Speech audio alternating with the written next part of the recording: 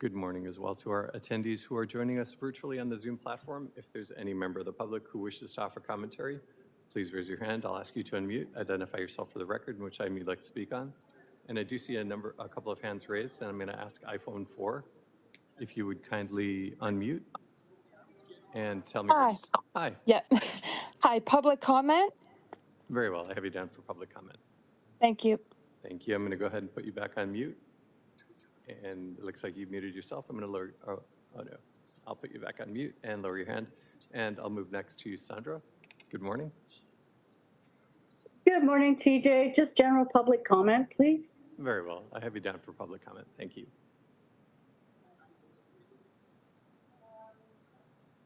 Good morning, Adedele. Good morning, TJ. I hope you're doing good today. And I want public comment and all items, please. Very well. I have you down for public comment and multiple item agenda commentary. Thank you. Thank you. I'm going to go ahead and put you back on mute and lower your hand. If there's anyone else who wishes to offer commentary and you're joining us on the virtual platform, please raise your hand. I will ask you to unmute and you can provide me your identification and what item you'd like to speak on. And it is 9:48. We should get started with the board meeting in approximately 12 minutes.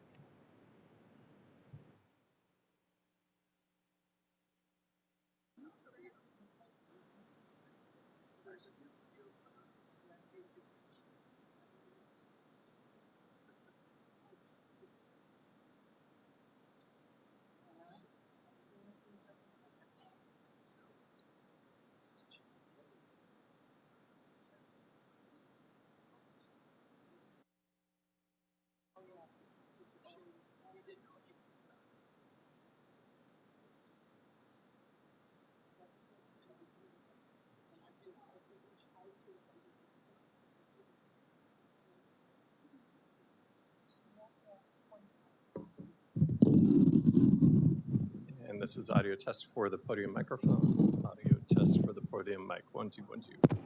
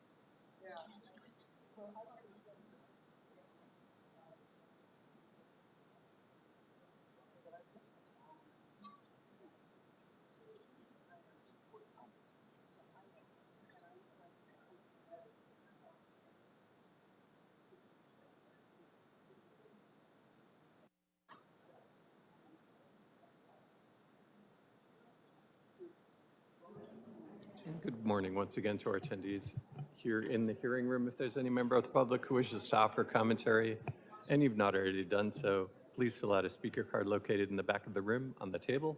Indicate which item you'd like to speak on, hand it to me, and I'll record your information for the record and call upon you when we reach your item. And good morning again to our attendees on the virtual platform. And I do see an additional hand raised. I'm going to ask if Eric, you would kindly unmute and let me know which item you would like to speak on today.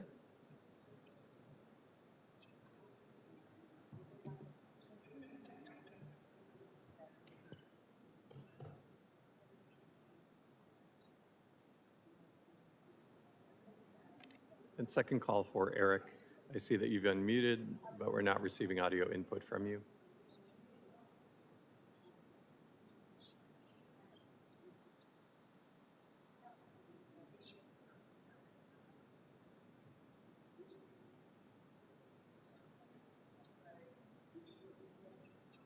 And if there's anyone else who wishes to offer commentary, for Eric, you may wish to disconnect or hang up and rejoin. Can you because hear me now?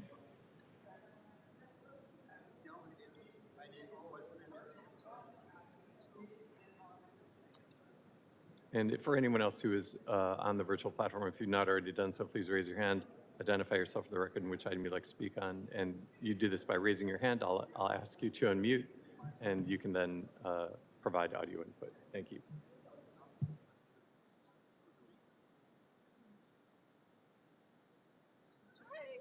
How are you?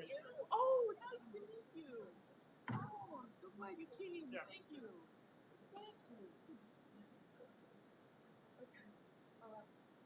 Thank you so much. You're new and Lafayette, right? Yeah. Good. We're not new. Yeah, have you been getting my community? Lately, I talked to you. Okay, then I'm gonna get I'll get your information. Okay, that'd be great. From now on, then I'll. You're an Eagle Rocker, lifelong. Me too. Howard Phil Chris. They are at the. Sorry. We had a girlfriend. Moved from St. I said it.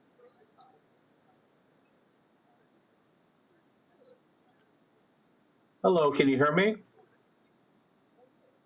Yes, Eric, which item would you like to speak on today?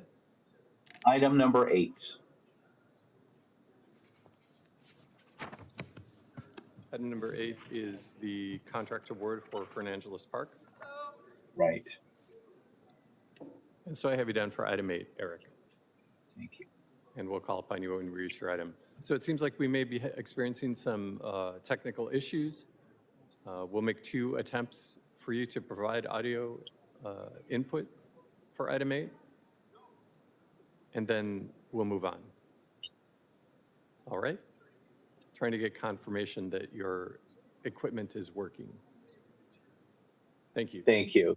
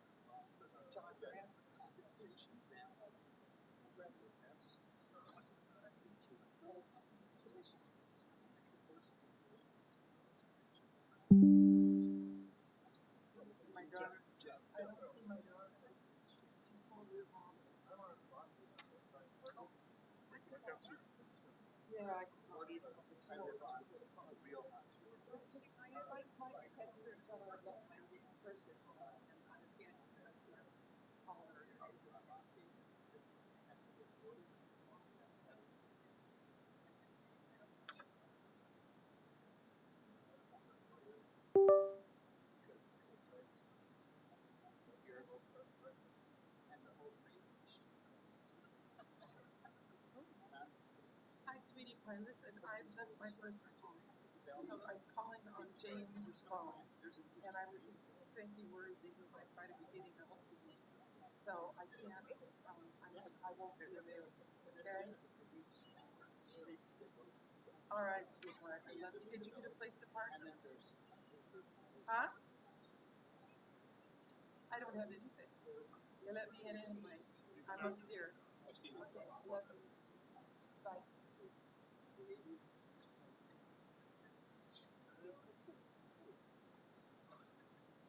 Mr. Park?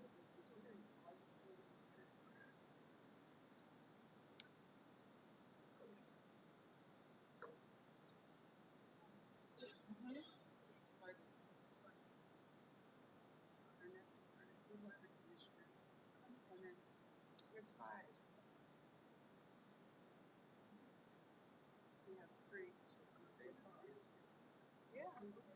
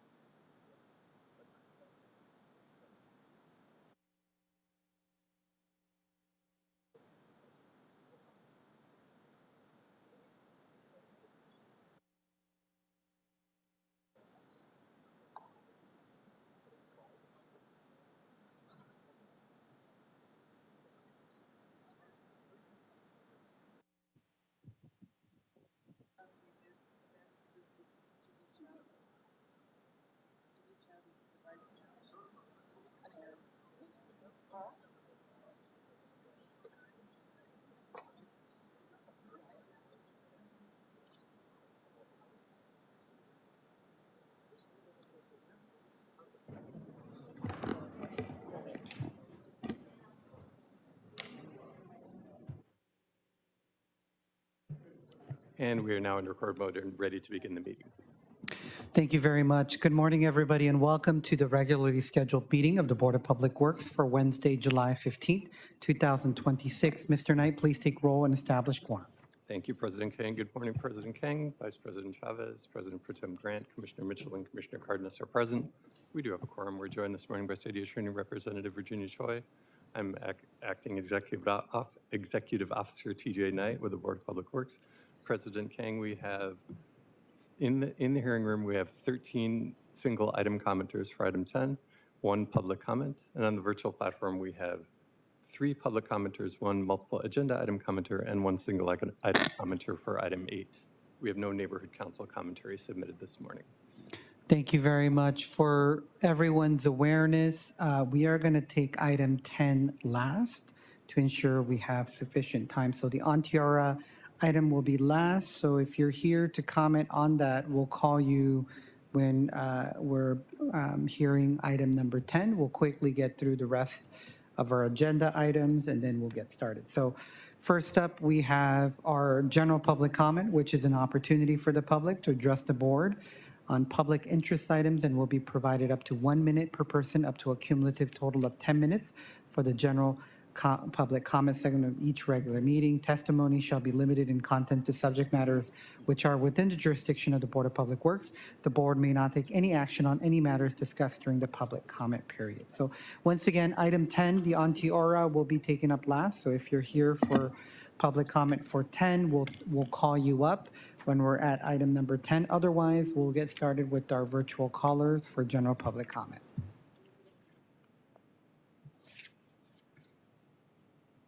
And so we did have 1 commenter for item 10 who indicated that she wished to offer general public comment. I don't know if she's in the hearing room at this time, but we can go ahead and start with the virtual callers. Okay, and we'll start with user iPhone 4. iPhone 4, if you'd kindly unmute, you'll have 60 seconds to offer your commentary. Okay, good morning, board. I'm calling in to ask you to stop giving permits to the Church of Scientology, which is not even a church, but is in reality a cult. I was disappointed to see that you granted them a permit for July 4th, which they did not follow the terms of. Now there is video evidence taken by a neighbor that lives across the street from Big Blue of Scientology forcibly confining a member on the ground outside of the building. This cult does not deserve the privilege of receiving permits. Please stop giving Scientology permits. Thank you. I yield my time. And we'll move next to Sandra.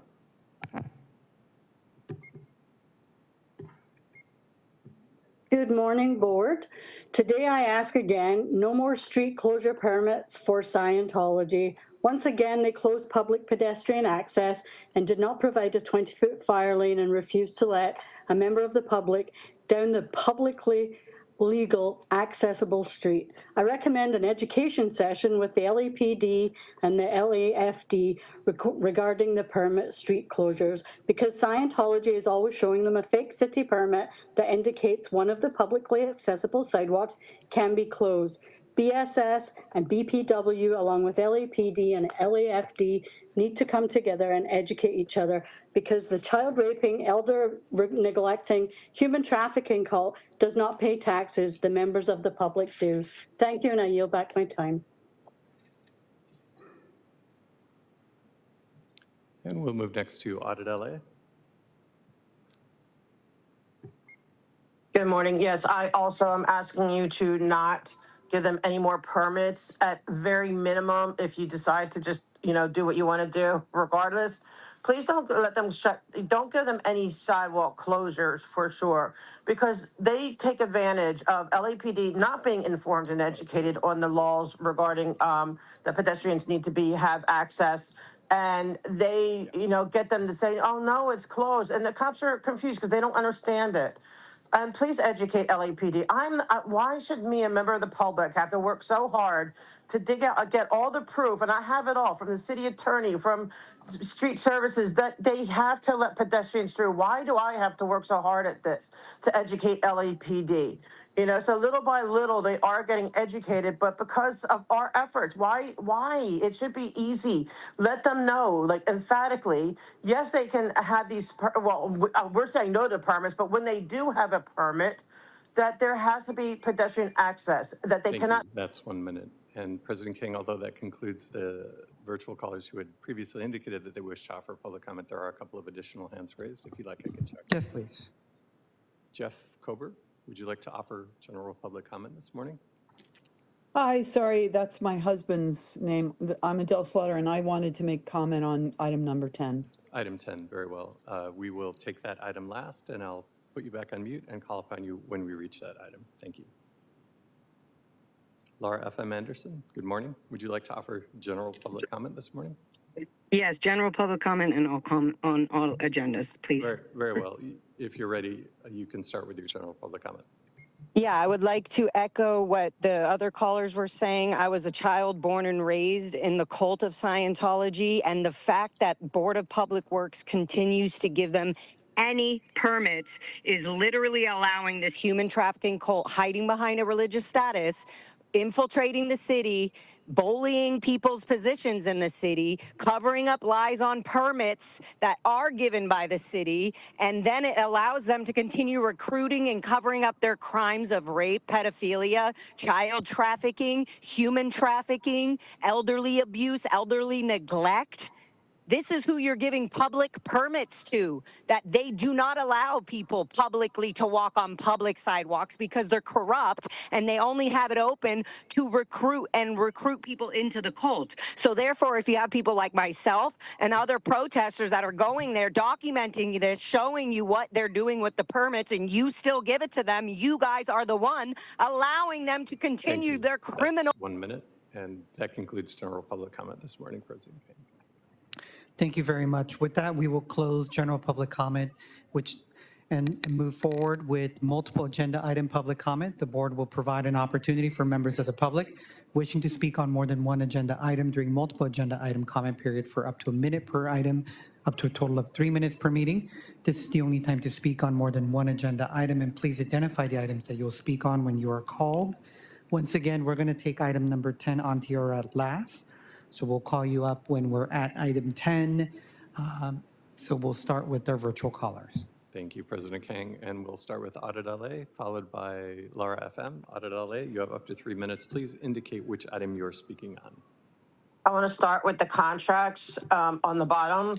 I am very concerned about any contracts that you guys are getting into, because here we've been talking about for over 2 years now, this R permit contract, right? It's a contract with Scientology, and how they have absolutely been abusing that contract, how they even lied to even why they need the, like no parking because the bricks get oily and all this stuff. And nobody's listening. I've formally asked you to put on the agenda, whether you vote for or against it. I'm asking to put it on the agenda because I am requesting that R permit be revoked, because, and see, now when I see you doing other contracts, I'm thinking, what if they really go sour and you have a bunch of people calling in for 2 years telling you about the last 2 contracts, and everything, and you guys are going to do nothing. Okay. And so I'm very concerned about contracts. I've lost my confidence. I've lost it, especially because of even the little things with permits. If you can keep allowing somebody to abuse something simple as a permit, you're going to allow people to abuse something bigger like a contract, because it happens all the time with Scientology. I see it. Now for the bids, I am concerned. Like I've said, I did not know that there's human trafficking especially, I mean, I know there's sex trafficking, but labor trafficking when it comes to in 2026. But there is, and it's not just Scientology who's doing R1 visa abuse and all that kind of stuff. There's others. So I'm very concerned with bids that you are really looking at these companies, really evaluating and taking a deeper look to make sure they're not part of any kind of labor trafficking, because it is and it's not so tiny that you would think, oh, it's just nothing. No, it's bigger than you think. And so now with the sidewalk one, the sidewalks need to be fixed. I've on my third share within the past few. It's the sidewalks need to be fixed. So does the one on Fountain, and I've been reporting that for how many years now since since Scientology broke that whole sidewalk. I can't even go down the sidewalk on Fountain between L. Ron Hubbard Way and Catalina. So if it's their job to fix it, I believe it's your job to at least enforce that it get fixed. So I'm asking you again to please do that. When it comes to the tree canopy, wow, it's hot right now. I decided to stay home today because it's so dang hot. And thanks, kudos to everyone there that made it. It's so hot.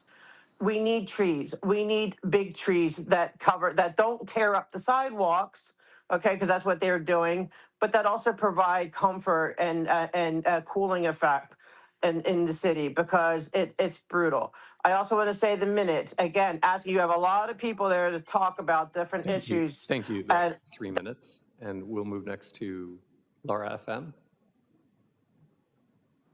And friendly reminder, please identify which item you're speaking on. Thank you, TJ. I'm going to talk about the minutes first, and then I want to echo what Audit just said about the other items. With the minutes, we've been asking for some sort of record for when the public call in. It's a simple ask. We've been asking for 3 years. We don't know why you don't change it. You could even just put a one sentence of when people that are living on L. Ron Hubbard Way are getting harassed by Scientology so badly that they're calling in to ask you to please do something about this. It needs to be reflected on the minutes. It has to be shown somewhere. Otherwise, it's like, if something's not important to you on the minutes, how do we reflect that to anybody? You know, if it's not important to you, how do we make it important to the rest of the world, to the rest of the United States, to the rest of Los Angeles? So the minutes we need, even as just a legal document, even for what we're dealing with Scientology's corruption into public works, we're trying to prove and show that we've been asking for 3 years now to put that revocable permit, which is revocable, to bring back L. Ron Hubbard Way back to North Berendo Street. And for some reason, you guys are not putting that on the minutes, and you're not even putting it as a option on the agenda. When do you guys speak about the agenda items? So please put that on the minutes. Put it on the minutes. Let people know who's calling in for what on the public comments. That's super important. Let the neighborhood councils know that you had a street that was shut down unpermitted for 3 weeks. I mean, for 3 days on a whole weekend. If anybody in Los Angeles did that, they would get fined. And if they kept doing it, they would get arrested. They would no longer get permits, yet you still give them. So if you're not going to do your job there, or you're trying, but it's hard because of the Scientology infiltration, we understand that. It's fucked up. But what you can do, the things you can do, is putting things like this on the minutes. Put it on the minutes. Put it on a record so that people know that we've been struggling with Scientology's infiltration and harassment with these permits, and that you guys maybe are trying to do something about it or not. But if it's shown on the minutes that we've been calling for 3 years, asking you to revoke that fucking permit, then it would be somewhat helpful from your end to us. We're the public, so please make that known.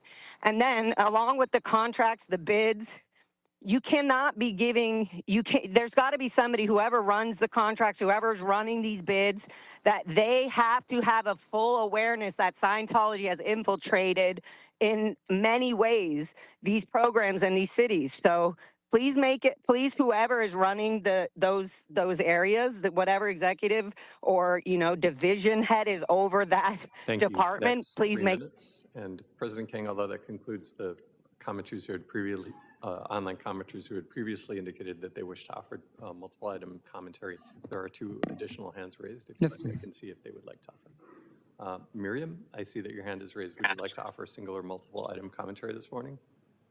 Yeah, multiple regarding the sidewalks, the contracts, and then minutes.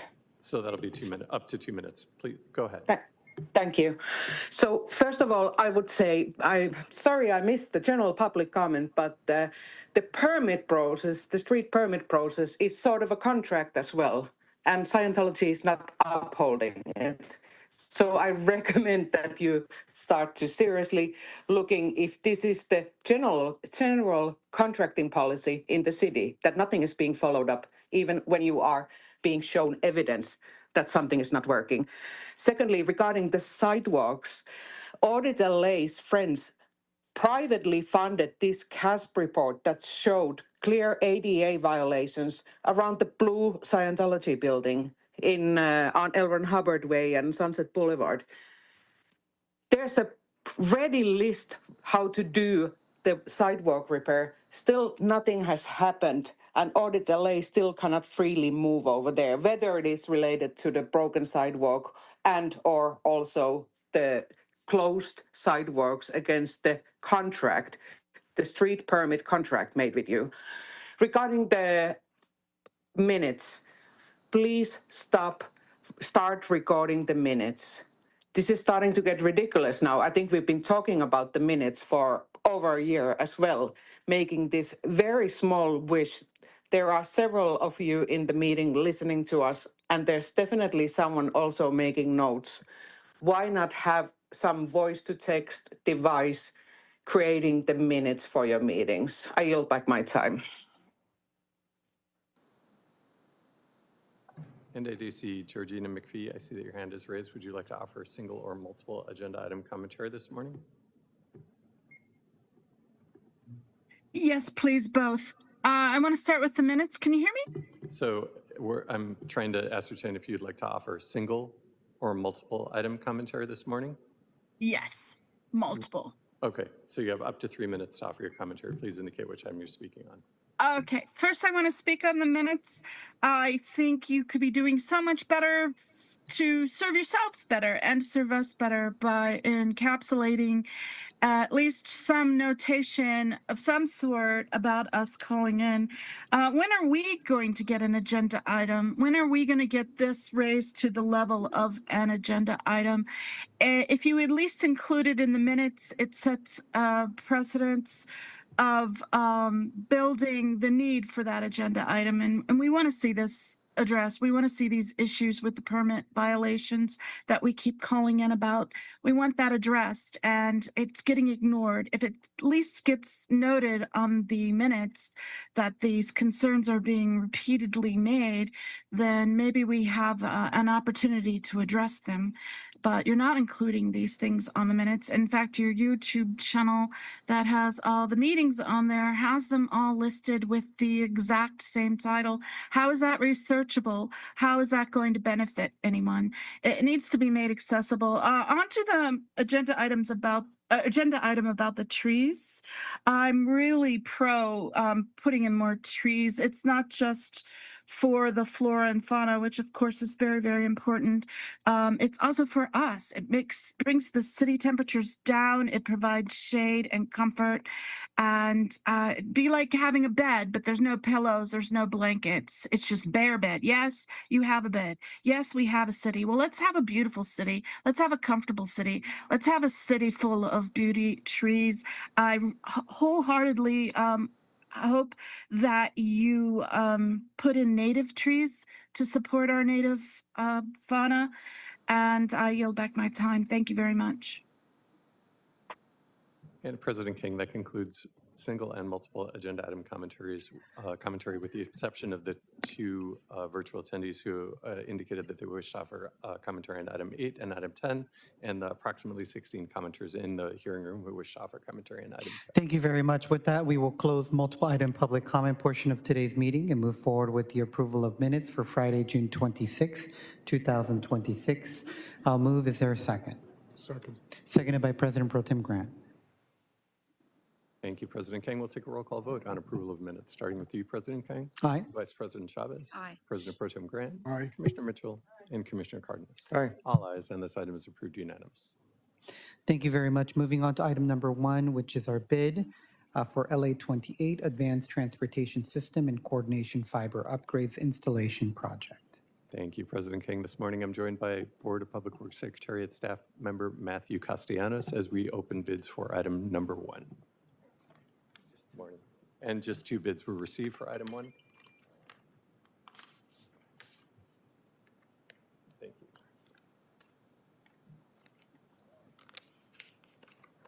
And the first bid is from Legion Contractors. Legion Contractors Incorporated's total bid amount is $8,932,518. $8,932,518. Just stack it here. Okay. And the second bid is from International Line Builders Incorporated, DBA ILB Electric. International Line Builders Incorporated, DBA ILB Electric's total bid amount is $9,724,507.40. $9,724,507.40. And that concludes bid opening for item number 1.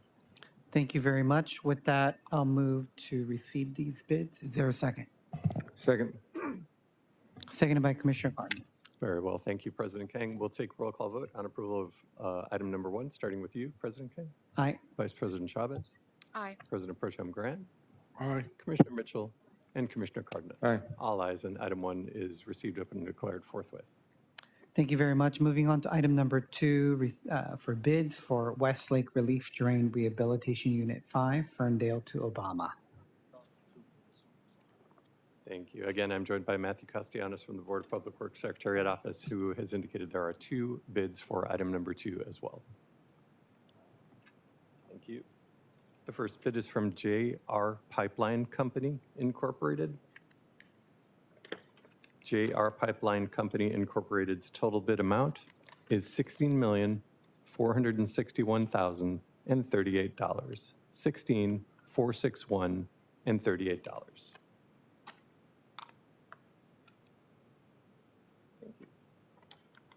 The second bid for item 2 is from Spinello Infrastructure West Incorporated. Spinello Infrastructure West Incorporated's total bid amount is $14,754,322. $14,754,322. And that concludes bid opening for item number 2. Thank you very much. I'll move to receive these bids. Is there a second? Seconded by Commissioner Mitchell. Thank you, President Kang. We'll take a roll call vote on approval of item 2, starting with you, President Kang. Aye. Vice President Chavez. Aye. President Pro Tem Grant. Aye. Commissioner Mitchell and Commissioner Cardenas. Aye. All ayes, and this item is approved. Bids are received, open, and declared forthwith. Thank you very much. Moving on to item number 3, which is on consent. I'll move, and is there a second? Second. Seconded by President Pro Tem Grant. Thank you, President Kang. We'll take a roll call vote on approval of item 3, starting with you, President Kang. Aye. Vice President Chavez. Aye. President Pro Tem Grant. Aye. Commissioner Mitchell and Commissioner Cardenas. Aye. All ayes, and item 3 is adopted and will move forward forthwith. Thank you very much. Moving on to item number 4, request for authority for proposals for citywide tree planting activities. Thank you, President Kang. I'm TJ Knight with the Board of Public Works, here to present item number 4. The request before you is a request to release an RFP to solicit bids for the management of tree planting activities citywide. This will affect all council districts. The proposed timeline before you is for the RFP release, should it be approved by the Board of Public Works today, to be released and posted today, later this afternoon. We have a pre-proposal meeting scheduled for next Monday, July 20th. The deadline for questions from proposers would be July 24th at 4 p.m. and the proposal submission deadline of August 8th at 4 p.m. The estimated contract start date we have is August 26th. This work was previously housed in the Board of Public Works, but due to some changes in the offices in the Board of Public Works, it was temporarily taken over directly by DWP, and now we are bringing that back into the Board of Public Works. The estimated budget is for the contract is $10,594,000, and for a contract term of up to 3 years. The initial term would be 1 year, followed by 2 one-year renewal options. This will the minimum number of trees that will be planted will be approximately 45,600. And the funding MOU was approved by the Board of Public Works on June 15th, and it was just executed and attested on July 13th. We have an evaluation committee consisting of members of the Board of Public Works, CAO, and DWP. The mayor's office has been key in leading this effort, and this is the RFP release before you. I'm happy to answer any questions that you might have. Thank you very much. Commissioners, any questions or comments on this item? Personally excited to see this come back to the board. If seeing none, is there a first and a second? So moved. Second. First by Vice President Chavez, seconded by Commissioner Cardenas. Thank you. President Kang will take a roll call vote on approval of item 4, starting with you, President Kang. Aye. Vice President Chavez. Aye. President Pro Tem Grant. Aye. Commissioner Mitchell. And Commissioner Cardenas. Aye. All ayes, and item 4 is adopted and will move forward forthwith. Thank you very much. Moving on to item number 5, Council District 15, contract acceptance for secondary sewer renewal program, Avalon Boulevard and Lomita Boulevard.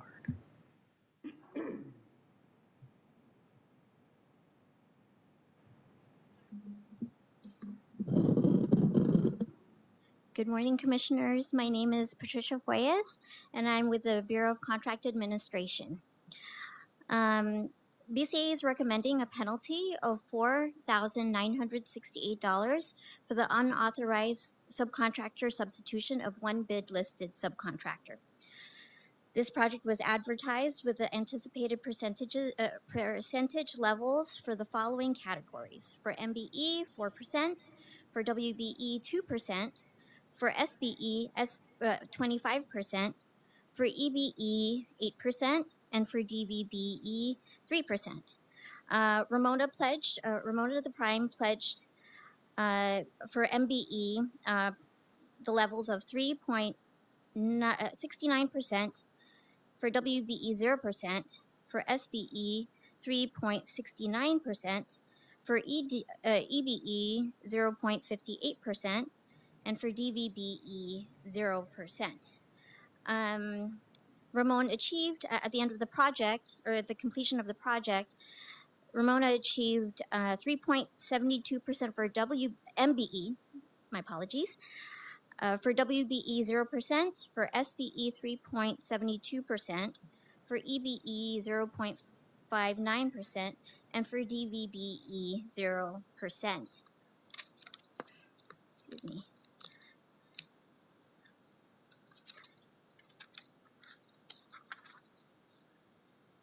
The mandatory subcontracting minimum was 25%, although the contractor's pledge was 41.63%, the actual percentage level achieved was 28.36%. The bid-listed subcontractor Hardy & Harper was bid-listed to perform grind and overlay work totaling $49,680. However, staff verified that they only performed $32,875.20.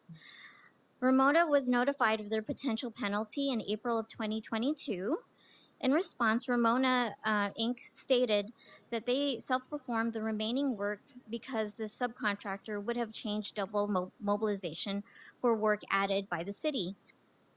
However, per bid proposal requirements, it is considered an unauthorized substitution if anyone other than the bid-listed subcontractor, including the prime contractor, performs work designated for that subcontractor without written approval from the inspector, from city inspector. Because Ramona did not receive prior approval to reduce the subcontract or self-perform the work, staff recommends a penalty of $4,968, which is 10% of the subcontractor's bid listed amount. The Bureau recommends accepting the contract but assessing a penalty against Ramona Inc. of 4,968. And that is the end of my presentation, and I'm available for any questions that you may have. Thank you very much. I did have a quick question. The original notice had about the penalty of 52,000, and it has now been reduced to about a little less than 5. Can you kind of explain the discrepancy there? So the 52,000, a little less than 5, that's 10% of the bid listed amount. Prior to that, this has been a while. There might have been underutilization for subcontractors, but we were able to identify change orders to reduce the amount. Good to hear that. Any other questions or comments? Seeing none, is there a first and a second? Second. First by Commissioner Mitchell, seconded by President Pro Tem Grant. Thank you, President King. We'll take a roll call vote on approval of item 5, starting with you, President King, Aye. Vice President Chavez. Aye. President Pro Tem Grant. Aye. Commissioner Mitchell and Commissioner Cardenas. Aye. All ayes, and item 5 is adopted and will move forward forthwith. Thank you very much. Thank you so much, commissioners. Have a good one. Moving on to item number 6, contract acceptance, Verde Street remedial slope mitigation.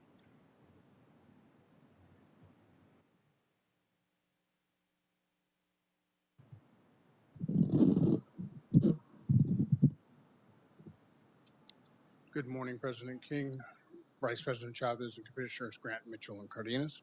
Jerry Simpson Harris, Chief Construction Inspector at the Bureau of Contract Administrations, here to present the Verde Street 2401 remedial slope mitigation work order E1908457 for acceptance. On February 25th, 2019, the board adopted the Bureau of Engineering and Bureau of Contract Administration's Joint Report Number 2, which established a program authorizing the city to enter into a contract with on-call contractors performing geotechnical structural construction services for Public Works project.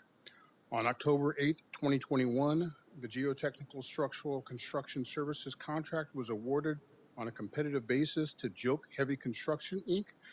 in the amount of $2,385,644.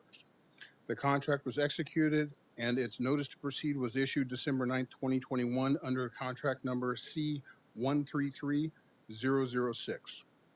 Work was completed on March 13th, 2024. The project, the project for the construction of a bulkhead retaining structure along the base of a steep slope bordering the south side of Soto Street near 2401 East Verde Street. The project was awarded for the $2,385,644 with a not to exceed limit of $2,862,797. 7 change orders were issued, increasing the contract amount by $300,370.06, bringing the total cost of the project to $2,686,034.06. The project was completed at 12.6% above its awarded amount and 6.7% below its not to exceed amount. Final corrections were completed on March 13th, 2024. 13 progress payments were made to the contractor. There were no funds disputed or withheld, therefore no funds are due to the contractor. Funds were provided by SB 1, Road and Maintenance Rehabilitation Fund 59V, Department 50, Appropriations Unit 50 SKZZ and 50 VKZZ. There are no unresolved property owner complaints in connections with this project. No specific MBE or WBE participation levels were established for this contract due to the emergency nature of the work. This concludes my report, and BCA is asking for acceptance of this contract, and thank you very much. Thank you very much. Commissioners, any questions or comments on item 6? Seeing none, is there a first and a second? Second. First by Commissioner Mitchell, seconded by President Pro Tem Grant. Thank you, President King. We'll take a roll call vote on approval of item 6, starting with you, President King, Aye. Vice President Chavez. Aye. President Pro Tem Grant. Aye. Commissioner Mitchell and Commissioner Cardenas. Aye. All ayes, and item 6 is adopted and will move forward forthwith. Thank you very much. Moving on to item number 7, contract acceptance, First Street Viaduct over Glendale Boulevard fire damage repair. Good morning again. Again, Chief Construction Inspector Jerry Simpson Harris. First Street Viaduct over Glendale Boulevard fire damage repair, work order number E1909285. On December 13th, 2023, the board adopted Bureau of Engineering and Bureau of Contract Administration's Joint Report number 2, which established a program authorizing the city to enter into a contract with on-call contractors to perform geotechnical structural construction services for public works project. On March 5th, 2025, an emergency geotechnical structural construction services contract was awarded on a competitive basis to Mladen Buntinch Construction Company in the amount of $475,000. The contract was executed and its notice to proceed was issued on April 23rd, 2025 under contract number C144949. Work was completed on August 6, 2025. The First Street Viaduct over Glendale Boulevard sustained damage to span 4 due to an incidental fire beneath the structure. This project repaired the concrete damage to span 4 to prevent further deterioration that could compromise the viaduct's structural integrity. This project was awarded for the $475,000 with a not to exceed amount of $522,500. 4 change orders were issued, increasing the contract amount by $15,399.70, bringing the total cost of the project to $490,399.70. The project was completed at 3.24% above its award amount and 6.14% below its not to exceed amount. The final corrections were completed on March 13th, 2024. 4 progress payments were made to the contractor. There were no funds disputed or withheld. Therefore, no funds are due to the contractor. Funds were provided by the Bridge Maintenance Program Fund 51Q Department 94 Appropriations Unit 94WM16. There are no unresolved property owner complaints in connections with this project, and no specific MBE or WBE participation levels were established for the contract due to the emergency nature of the work. This concludes my report on this matter, and BCA is asking for acceptance of this contract. Thank you very much for your time. Thank you very much. Any questions or comments? I don't see any issues related to this item. Is there a first and a second? So move. Second. First by President Pro Tem Grant, seconded by Commissioner Cardenas. Thank you, President King. We'll take a roll call vote on approval of item 7, starting with you, President King. Aye. Vice President Chavez. Aye. President Pro Tem Grant. Aye. Commissioner Mitchell. And Commissioner Cardenas. Aye. All ayes, and item 7 is adopted and will move forward forthwith. Item number 8, contract award for Fern Angels Park Stormwater Capture Project. And a quick friendly reminder, as our staff member approaches, there is a commenter for this item on the virtual platform. Please proceed and we'll hear public comment. Okay. Good morning, Commissioners. Roshana Gvarjavand, Senior Engineer with the Bureau of Engineering. BOE and BCA are here to request that the board concur with the cancellation of the construction award to GMZ Engineering Incorporated, GMZ, and declare Los Angeles Engineering Incorporated, LAE, second low bidder to be the lowest responsible bidder, and award LAE a contract for the Fern Angeles Park Stormwater Capture Project in the amount of $26,175,000. The project is located in the East San Fernando Valley in Council District 6. This project consists of installing a 1.7-acre underground infiltration gallery to capture and infiltrate stormwater, mitigate flooding, and recharge the San Fernando groundwater basin. Runoff will be collected from approximately a 317-acre tributary area and diverted into the infiltration gallery with an estimated average yield of up to 202 acre-feet per year, which is equivalent to 65 million gallons. Construction of the underground infiltration gallery will include installation of 3 catch basin inlets, storm drain pipes, hydrodynamic separators, desilting basins, infiltration gallery, and flow measuring devices. These projects' above-ground improvements include the restoration of baseball fields, new player benches, a batting cage, bleachers, new sports field lighting, new walking paths, sidewalks, irrigation system, and educational signage. The contract duration is 720 calendar days from the notice to proceed. Regarding the award cancellation, on May 20th, 2026, the board awarded a contract to GMZ in the amount of $23,945,000. On the day of contract award, GMZ informed city staff that given current construction market conditions and significant material cost escalations in California, GMZ is no longer willing or able to perform the project at the price set forth in its January 14, 2026 bid. GMZ requested that the city remove GMZ from consideration for award of the project. In consultation with the city attorney, city staff acknowledged and accepted GMZ's letter, removing GMZ from consideration for award for this project. Regarding bid review, 7 bids were received for this project, with the second lowest bid submitted by LAE for an amount of $26,175,000. This is 20.55% lower than the city engineer's estimate of $32,943,743.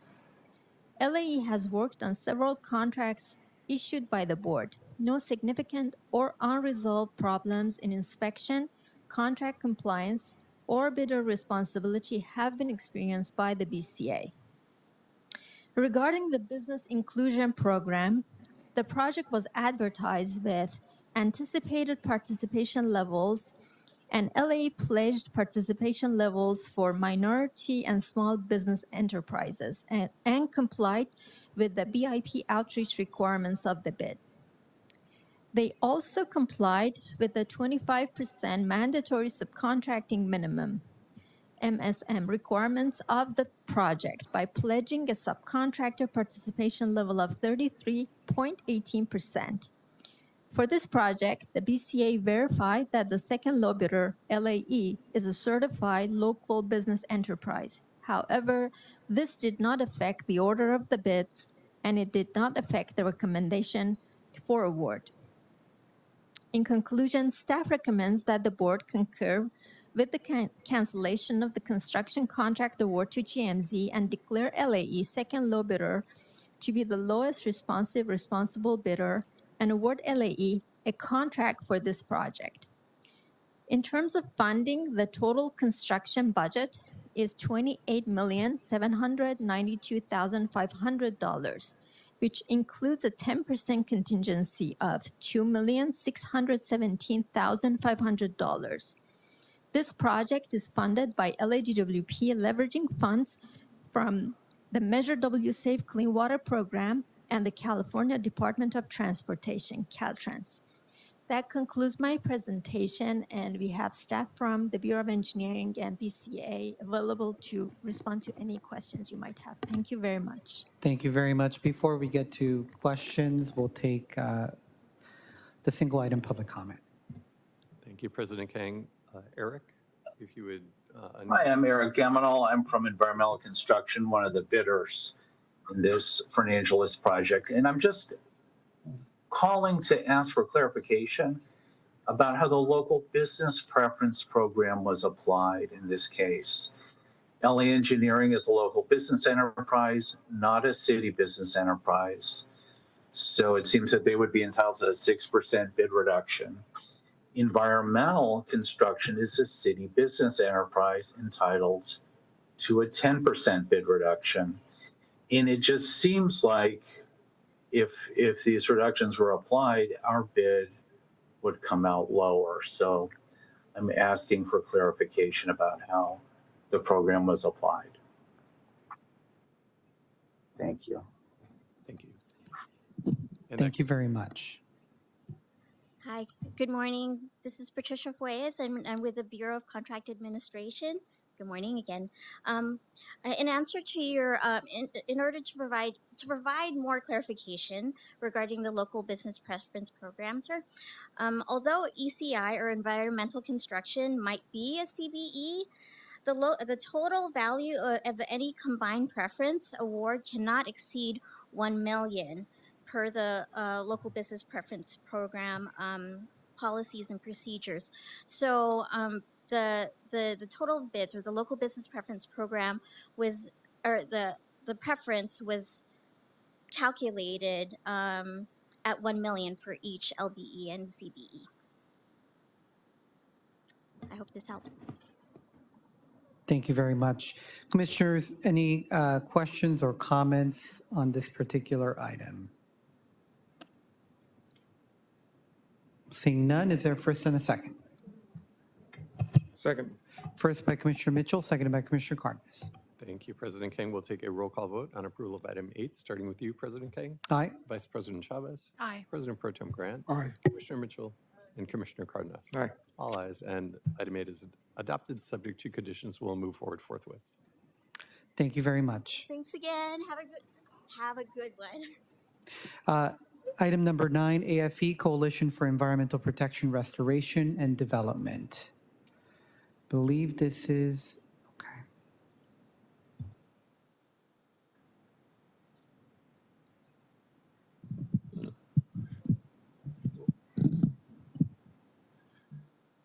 Good morning, President Kang, Vice President Chavez, Commissioners. My name is Huub Cox. I'm Division Manager, Water Recycling in LA Sanitation and Environment. This agenda item is requesting your approval of an authority for expenditure in the amount of $35,000 for a sponsorship of the Coalition of Environmental Protection, Restoration and Development, or in short, CEPRD. And CEPRD is a small nonprofit organization with the goal of developing strategies for more effective implementation of the regulations for recycled water. They do that by building a platform or a consortium or a framework, if you will, that brings the regulators as well as the regulated entities together to discuss and resolve the challenges of those recycled water regulations, which are often very complex. This specific request for this sponsorship is related to the release of the regulations for direct potable reuse. That was about 2 years ago by the State Water Resources Control Board. Those regulations are very important for the city of Los Angeles, very important for our Pure Water Los Angeles program, but they are very complex. So the goal of CEPRD is to establish this framework, and it will consist of the State Water Board, the Regional Water Quality Control Board, and on the side of the regulated entities, it will be LA Sanitation and Environment, the Department of Water and Power, Orange County Water District, Orange County Sanitation District, as well as the Metropolitan Water District. All those agencies are going to chip in, and we will establish that framework. We will discuss those regulations for direct potable reuse with the regulators, and we hope to identify the challenges for implementation, as well as to identify solutions to address those challenges, and make sure that when we go to the implementation of the Pure Water LA program, that we do it in a collaborative way together with our partners and with our regulators. With that, that's my staff report. Happy to address any questions. Thank you very much. Any questions or comments on this item? Seeing none, I'll move. Is there a second? Seconded by Commissioner Mitchell. Thank you, President King. We'll take a roll call vote on approval of item 9, starting with you, President King. Aye. Vice President Chavez. Aye. President Pro Tem Grant. Aye. Commissioner Mitchell. And Commissioner Cardenas. Aye. All ayes, and item 9 is adopted, and we'll move forward forthwith. Thank you very much. Thank you so much. Before we get to 10, we'll quickly hear from Bureau of Contract Administration related to Small Business Academy and the contractor performance reports.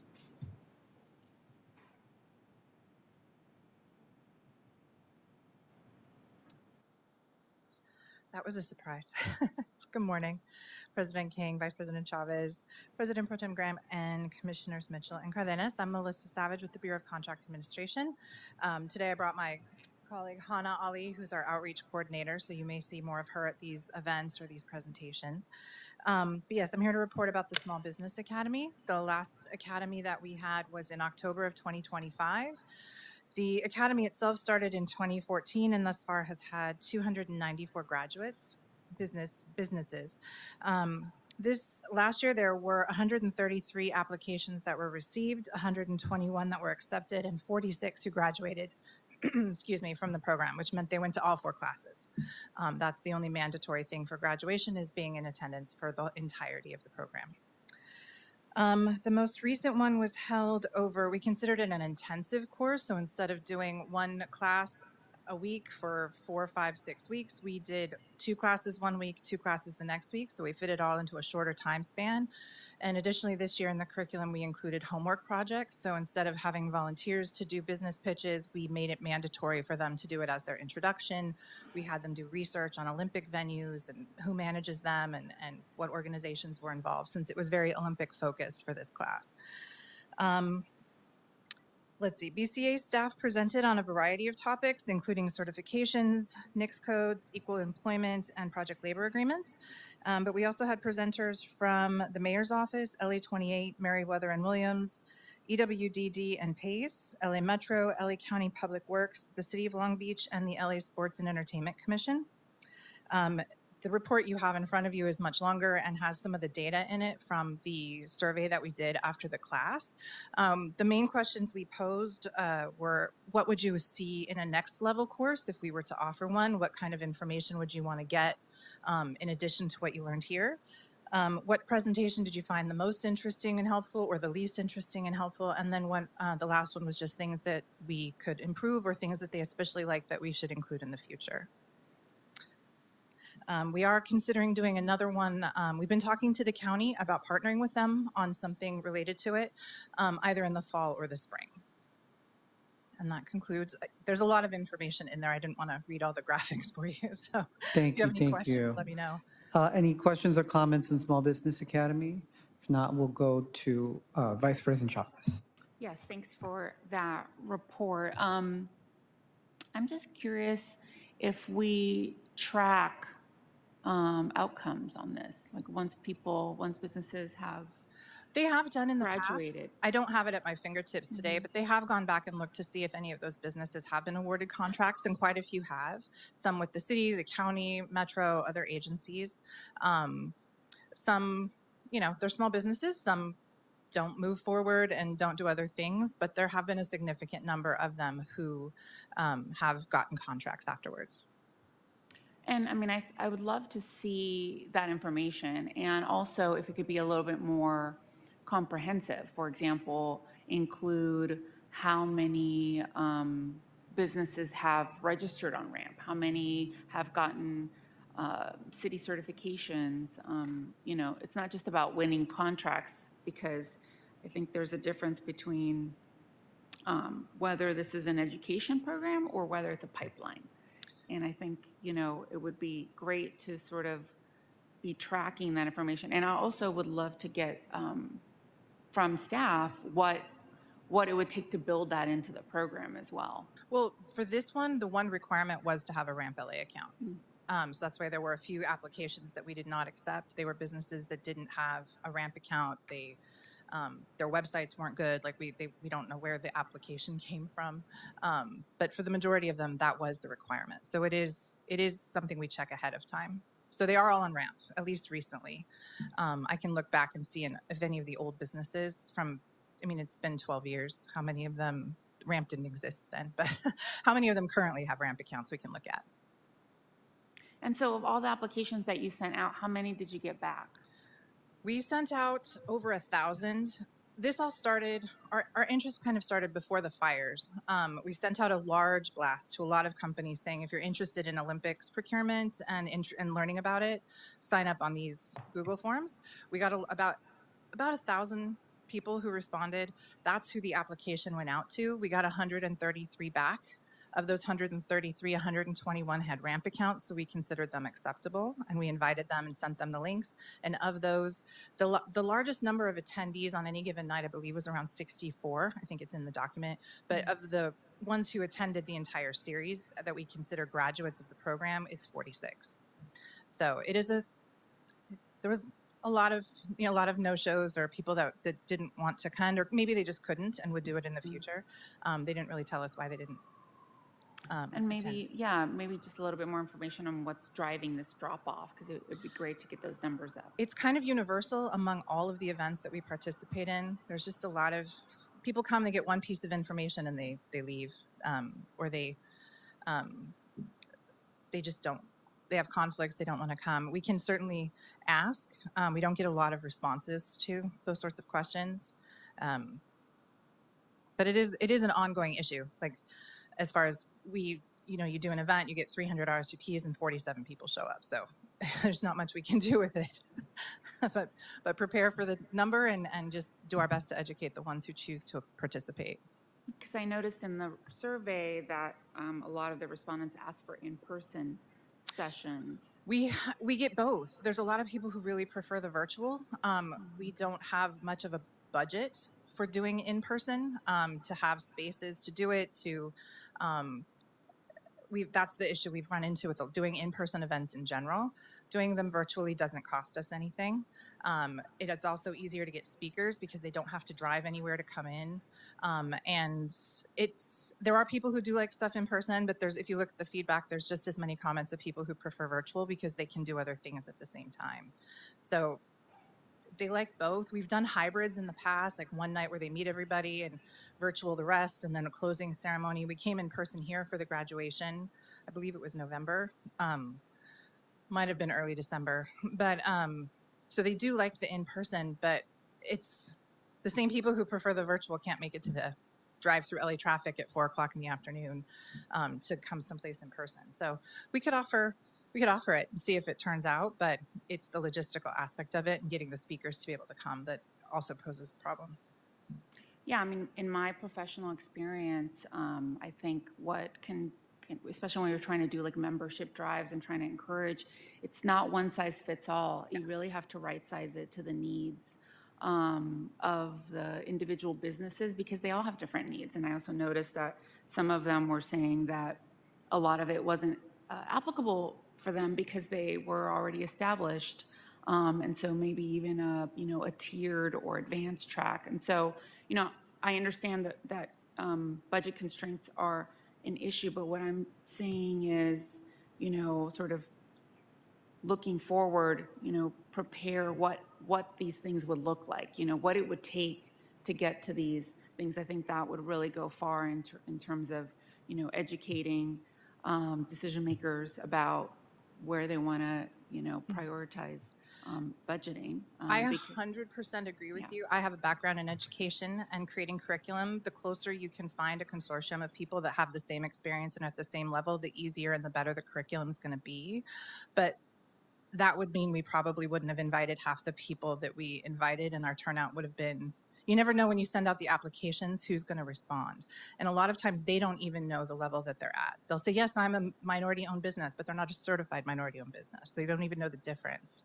So that sometimes we have to educate before we can educate, because they're not responding to the questions, and we wind up with the kind of the wrong people in the track. All that can be built into the program is what I'm saying, that you can have that initial assessment, but at the end of the day, in order to increase participation, we really kind of need to delve deeper into some of the reasons for the drop-offs and sort of developing, and as you have, the program has developed, I've seen over the last 14 years.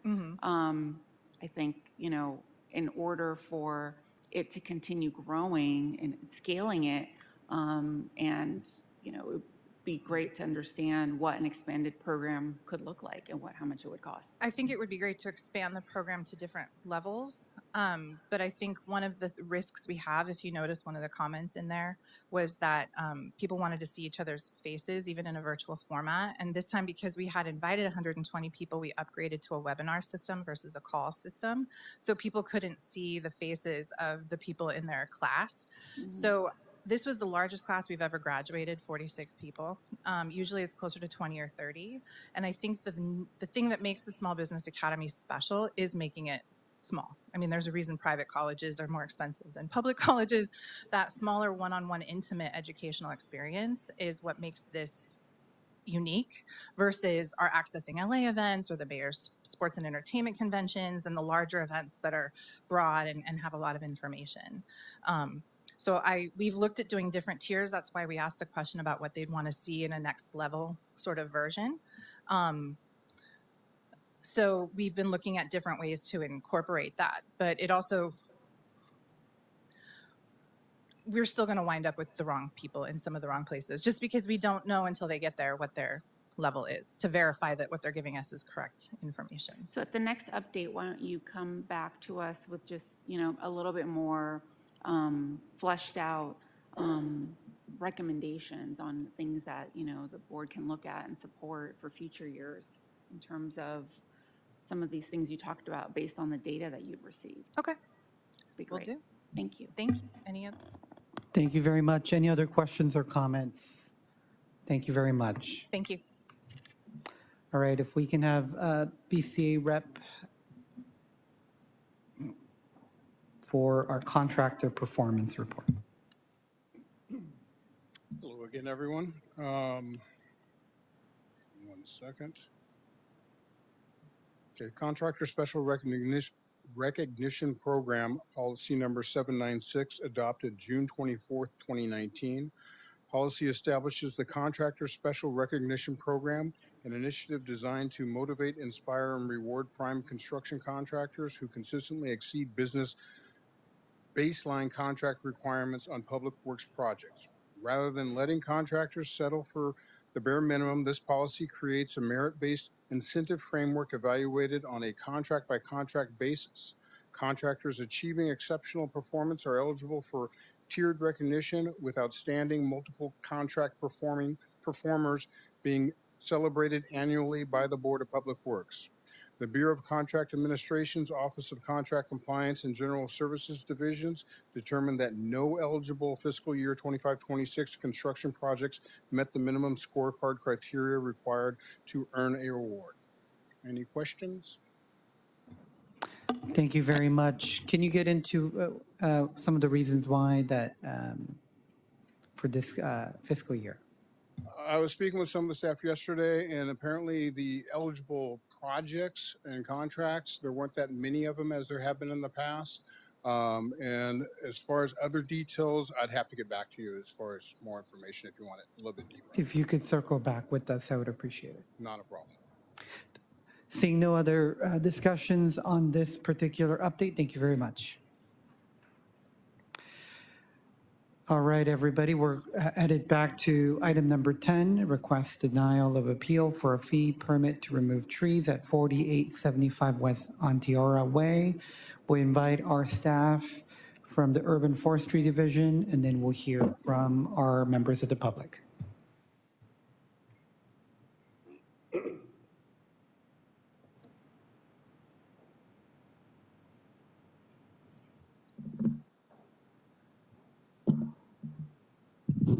Good morning, Honorable Board of Public Works. I'm Brian Ramirez with Streets LA Urban Forestry Division, bringing before you this item that was granted an extension since the June 1st hearing.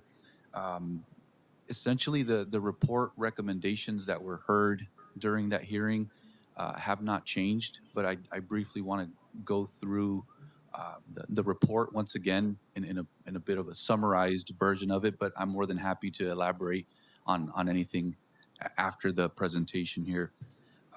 So the Bureau is bringing before the board a request for CEQA determination on an addendum to a mitigated negative declaration, and also requesting a approval for a fee permit to remove 16 protected trees and shrubs, which include 13 coast live oak trees, 1 Mexican elderberry, and 2 toyon, relative to the city planning case TT-67938.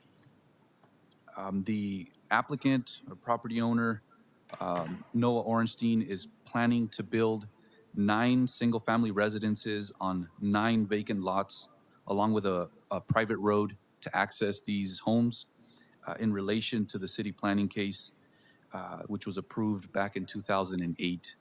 The project is located at 4875 West Onteora Way, and it measures just over 3 acres in size and is located within the Eagle Rock Community and Council District 14.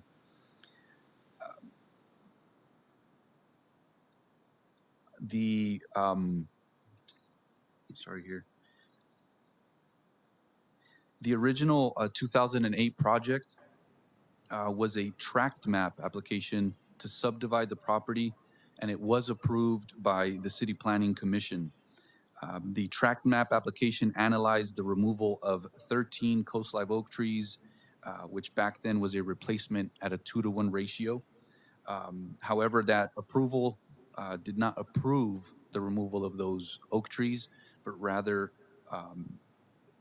it required that as a condition that the applicant obtain the approval from the Board of Public Works. Getting into a little bit of the history on this project, on September 22nd, 2025, this board approved Streets LA recommendation to deny the application to remove 27 protected trees. A subsequent appeal hearing was held on November 12th, which resulted in an extension by this board to enable the applicant to work with the Bureau and reduce the total required tree removals.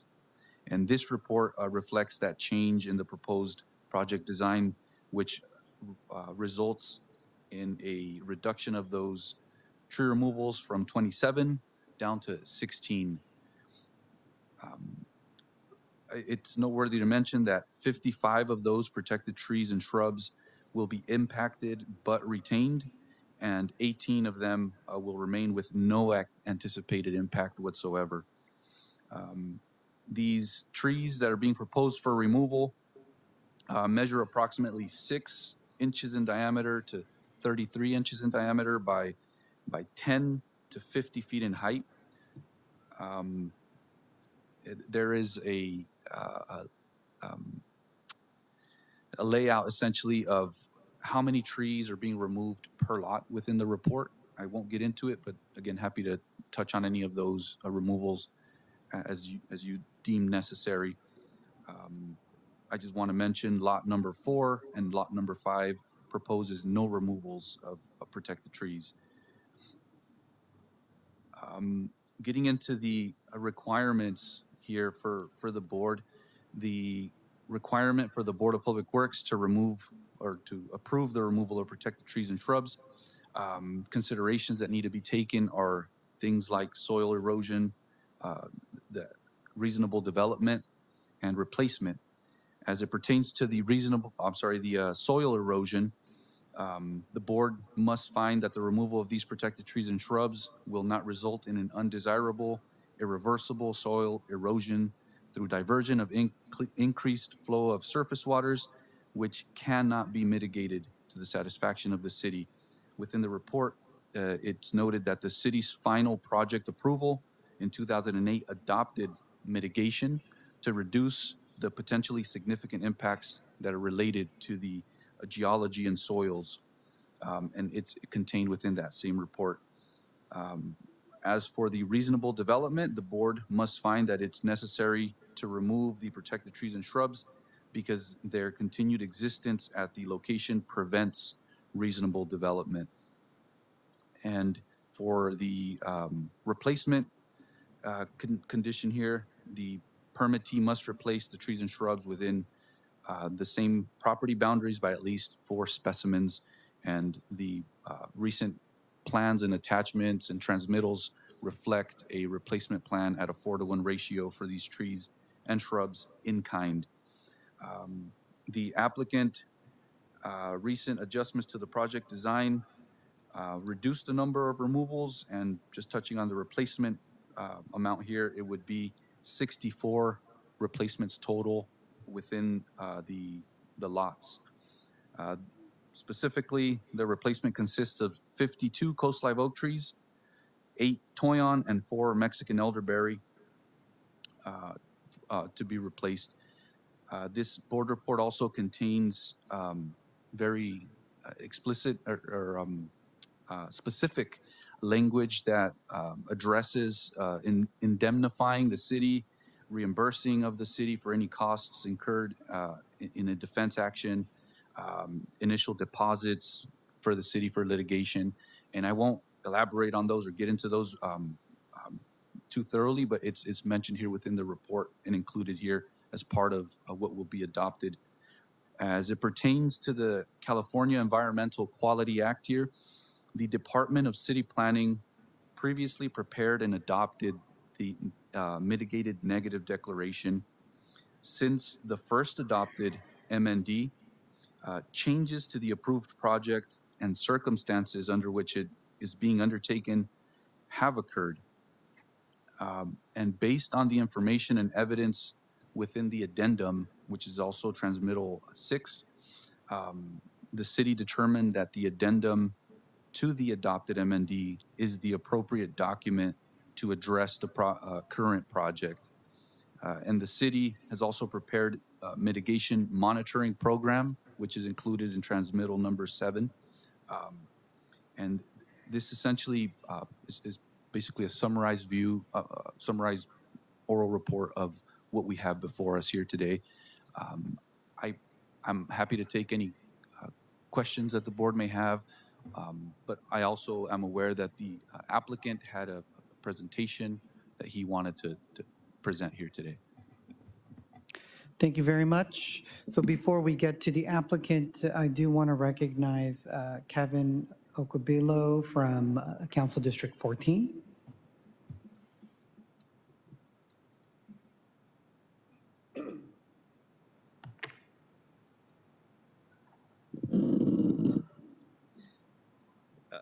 Good morning, honorable members of the Board of Public Works. I'm going to read a letter that I had submitted and circulated to you all at the top of the meeting for the record. Our office has serious concerns regarding the proposed approval of the CEQA addendum and protected tree removal permit for the project located at 4875 Onteora Way. The administrative record does not support the approval of a tree removal permit and adoption of the CEQA addendum. Mature coast live oaks and native vegetation provide important ecological slope stabilization and habitat benefits that replacement planting cannot immediately replicate. The removal of these mature native trees within a sensitive hillside environment raises legitimate concerns regarding the cumulative impacts to wildlife habitat, slope stability, and the long-term ecosystem function. Moreover, ground disturbance and grading associated with the project in an area where tribal cultural resources may be present presents an irreversible risk to cultural resources that hold significance to tribal communities. While the proposed mitigation measures and monitoring program requirements are important safeguard, they do not eliminate the potential for environmental impact. Given the longstanding concerns about the impact on the hillside, which has been expressed by residents and community stakeholders for over a decade, I request the board exercise its discretion to deny the revised fee permit request and encourage continued exploration of alternatives that further minimize impacts to these protected resources. The board is being asked to exercise discretionary authority over a project that has already undergone substantial grading and that has altered drainage patterns, increased runoff, and caused erosion affecting neighboring properties. It is the board's responsibility to evaluate the project based upon the environmental conditions that exist today, not simply the conditions that existed when the mitigated negative declaration was adopted nearly 2 decades ago. The fact of the matter is, site hydrology conditions have materially changed, and this is not adequately addressed in the addendum. Throughout the public process, neighboring property owners have submitted photographs, videos, and testimony describing runoff erosion, sediment movement, and drainage impacts affecting adjacent properties following grading activity. Given the unique history of this project, the board should apply particular care in evaluating the evidence supporting the findings before it. City technical agencies have not provided adequate technical analysis of existing hydrological conditions. While California law strongly favors the production of affordable housing, it also requires discretionary approvals to be supported by substantial evidence and independent judgment. The addendum does not meaningfully explain why those circumstances do not constitute changed circumstances within the meaning of CEQA Guidelines Section 15162 and lacks the necessary analysis to clearly inform proper findings. As such, adoption of the addendum should not proceed. Thank you for your consideration on this matter and for your continued commitment to balancing the implementation of housing development with the city's responsibility to preserve Los Angeles's critical hillside ecosystem. Thank you.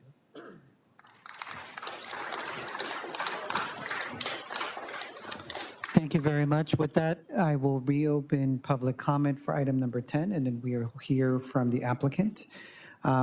I'll call up several names so that you all prepare for your 1-minute public comment. First up, we have Karen Hilfman, Marion King, and then Phil Christ.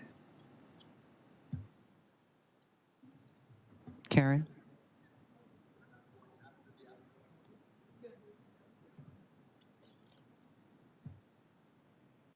Commissioner, if you want to hear from the applicant first.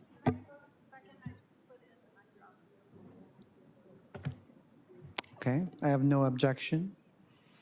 Applicant, would you like to come up now? Or would you like to come up later?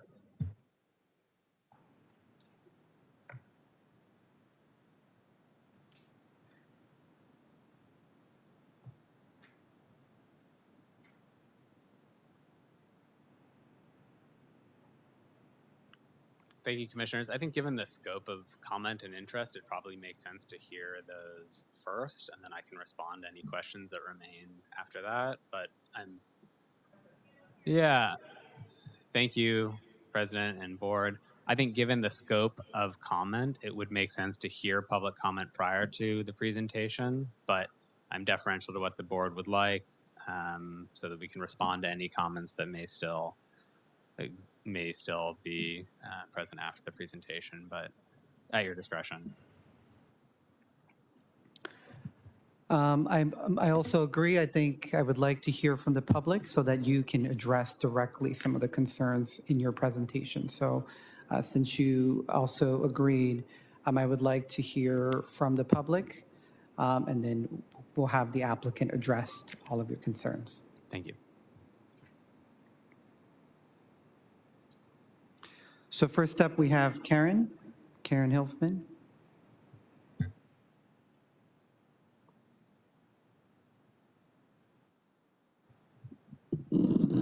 Good morning, Commissioners. I'm here as a citizen of Eagle Rock, and it's hard to believe that the city has been carrying this problematic project along for as long as it has. In hindsight, it never should have been approved, but that doesn't mean it can't be stopped. We ask you to prioritize what the city needs most. Affordable housing, yes, but this project isn't that, and the land isn't suited for it either. It's best suited for preservation of the green space and natural habitats, which are sorely needed in our park-poor Los Angeles.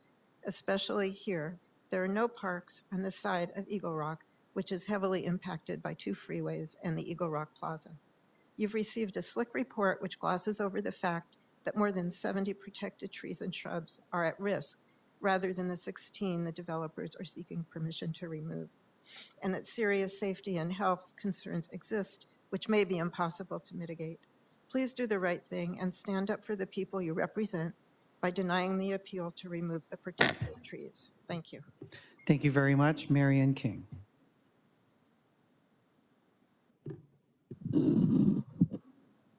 Good morning, Commissioners. Marianne King. Good to see you in person. Here's a thought. You can't mitigate what you don't know. This project, yes, 18 years old with a MND from 2008. at that M&D was 13 trees to be removed. That's all we knew. That's what was mitigated. Now we're looking at a lot more trees that are going to be impacted. 16 to be removed, 55 that will be impacted, mostly by sewer and storm drains. Do we have sewer and storm drain plans? The applicant in the June hearing said, oh yeah, they're approved by the city. Well, where are they? The arborist made a comment here in the report of December. The property owner is committed to protecting all the protected trees and shrubs during the installation of the storm drains and sanitary sewer utilities. He is currently having these systems designed to prevent the necessary removal of any trees and shrubs. We recommend seeing these plans. So where are the plans? That's what we've been asking for. No faith in this project. Thank you. Thank you very much. Phil Christ. General and agenda item. General public comment is closed. Oh, okay. How many of you have read and looked closely at the CFAC letter and attachments? How many of you read the statement from the Santa Monica Mountains Conservancy? I'm speaking here today in memory of Robert Silverstein. The environmental impact done on Woodstock Road. Building and safety needs to get out and look at all current hillside developments with an El Nino coming. Urban forestry needs to look at their mission statement about protecting native plants during development. What is occurring now after the grading, if you look at the photo of the scar that has been created on a ridge, if you look at the green canopy below, where he stated there will be no impact with a transverse sewer line going across. Do you all know what a drip line is? Current president of the United States is Thank you. a That's 1 minute. speculative landowner. Thank you very much. Next speakers are Emily Newland, Christina Newland, and then Jane Coleman. Emily?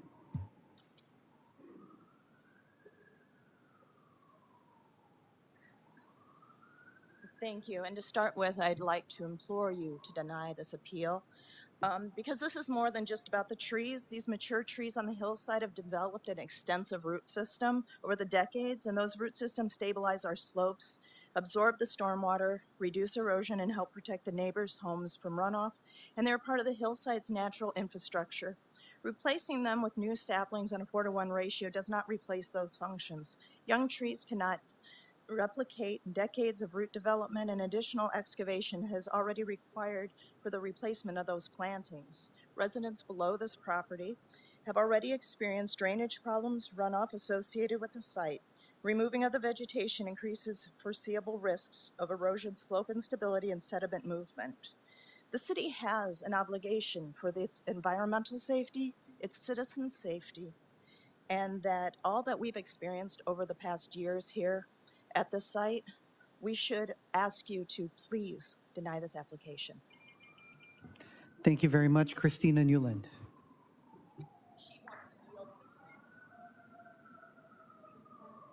Thank you very much. Jane Coleman.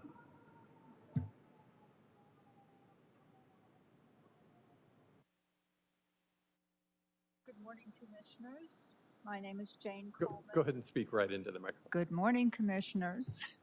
My name is Jane Coleman, and I'm here to... Good morning, Commissioners. Very good. Okay, we'll stay here then. I'm Jane Coleman, and I'm here to request that you deny a permit that will remove all protected trees, 16 protected trees and shrubs from 4875 West Onteora Way. Trees are healthy things. They do good things. They help the air. They give you shade. How many trees died for all the paper that we're all sitting here with? We've got to do something. And denying this request should be passed. Thank you. Thank you very much. Next speakers are Linda Lee, Diane Renee Satella, Kathleen Whittaker. Linda.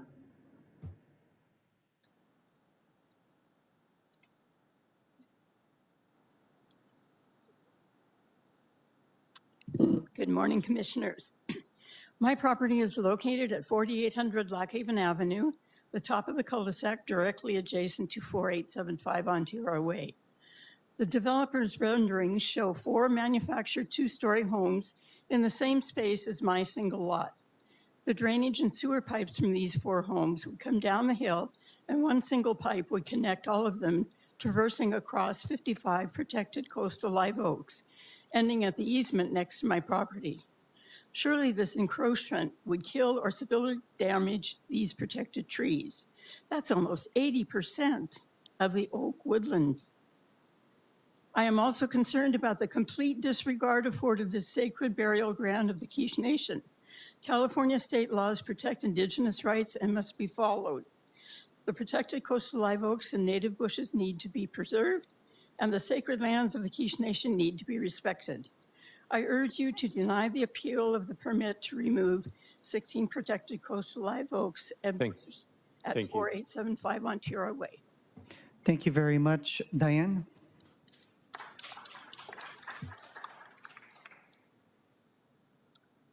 Good morning. My name is Diane, and I live directly below this proposed development.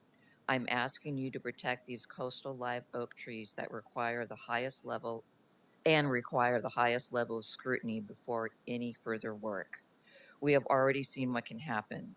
Grading on this property led to a major slope failure, and mud flowed into my yard and my neighbor's yard. Ever since then, every time it rains, I'm afraid. I worry about what might come down that hillside. I even felt the need to purchase flood insurance because of what happened.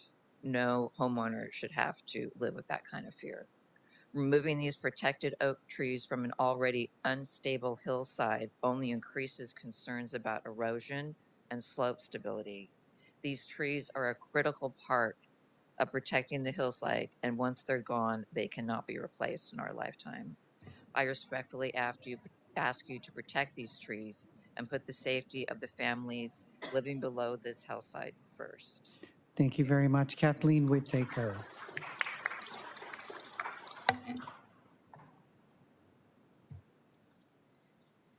Good morning, Commissioners. Nice to be here. Thank you for having this hearing.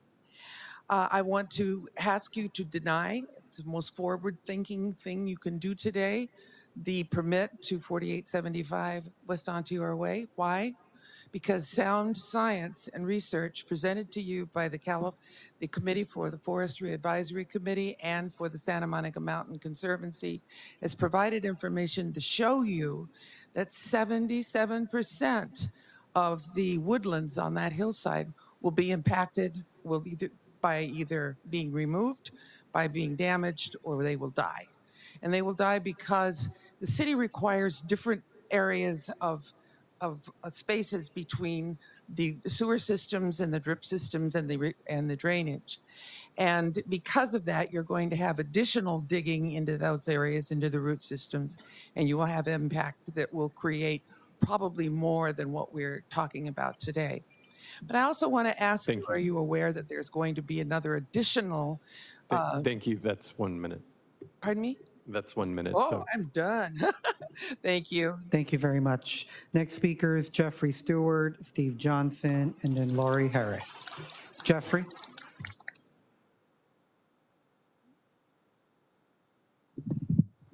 Good morning. I'm a retired attorney. For 30 years, I did construction defect litigation all throughout the state of California. And I've learned that residential constructions on slopes present unique challenges, particularly in terms of grading and drainage. And since they performed the grading on the ridge of this project, 2 of my neighbors have had mudslides into their yards. And in the bottom of the swale has become clogged with mud. By removing the trees with their established root systems, that will only serve to exacerbate an already bad situation. For that reason, I oppose this amendment, and I support the homeowners that live at the bottom of this slope. Thank you. Steve Johnson.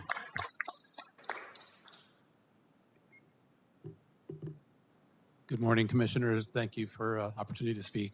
I live on the street below this proposed development, and the research I've done shows that this has not been adequately assessed for how this overall impact, as some of this what you've heard, will actually play out over a long period of time for this hillside to maintain its integrity in terms of stabilizing the hillside and its beauty, its sheer beauty. It's just a shame to see this put at risk.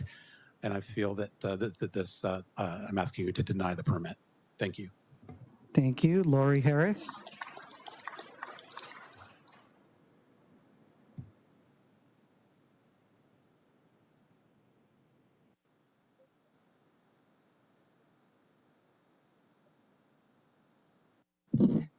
Good morning. Can you hear me? You can position the mic so you're not. Oh, so I'm not standing on my toes. Yeah, thank you. Good morning. My name is Lori Harris. I'm speaking in support of this project. The city needs housing at all income levels, especially after the Altadena and Pacific Palisades fires, and everyone knows that. The Onteora site is vacant land that was zoned for residential use in the 1920s. It is set in a neighborhood of single-family homes. It is designed to build more single-family homes in a community of Los Angeles that really needs housing. I was born and raised in Los Angeles. My dad was a graduate of the first class to graduate from the Westwood campus of UCLA. He was a chemist and a small builder. We would drive around looking for small lots that he could build a single-family home or a building on. Some of those lots were in the Hollywood Hills. I know how to build hillside, and I'm sure the applicant does as well. Hillside building, if done correctly, is not a problem. This, unfortunately, is not. Oh, thank you so much. This is not a woodland. It's an arid site if you've seen the pictures. It's time. Thank you. Next few speakers, Miriam Sari, Clara Solis, and then Yale Partis. Miriam?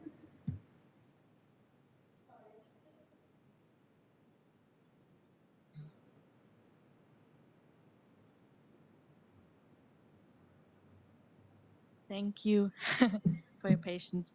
Dear board members, dear vice president, dear president, I'm talking to you, my name is Dr. Mariam Sari.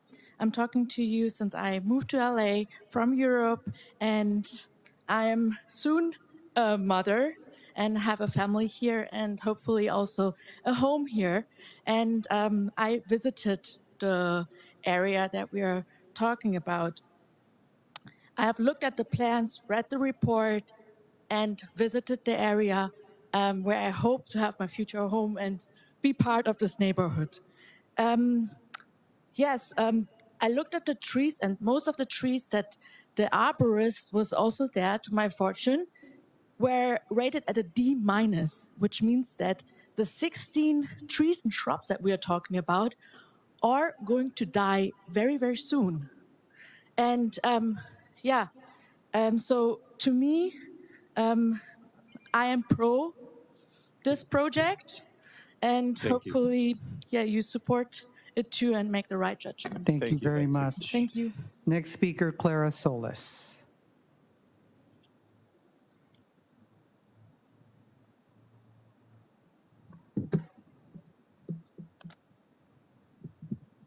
Clara Solis, San Pascual Arroyo Seco Wildlife Preservation, NEAPD. Please deny this appeal. The Board of Public Works made the right decision previously. The difference this time is a city attorney soundly rejected by voters has put her finger on the scale, but you can make the right decision. This project is still bad. It still takes down 16 mature protected trees and endangers 55 more and puts the community at risk. Even with your bonds protecting the city, this neighborhood will be at risk, and the reports show it. It goes against the Gabrielino Band of Mission Indians Quiche Nation's requests, and cultural, historical, and biological resources are in danger. The removal of the 16 protected trees and construction of 9 luxury homes will do further damage to the hillside drainage and... Thank you. Thank you. Thank you. Yale Partis. Yael Pardes. Deny permit to cut 16 protected trees This number does not reflect the real number of impacted trees. This board knows that, the applicant knows that, the city knows that, and urban forestry knows that. And yet the agenda seems to reflect a different universe in which facts don't matter and only a number on a page can manipulate reality. There is no room on that lot to replant 64 trees with the sewer and drainage lines. 71 trees will be dead or severely encroached. The tree report says that. That is not alternative reality. I urge this board to deny the amended M&D, whose conditions say it is the same project as in 2007.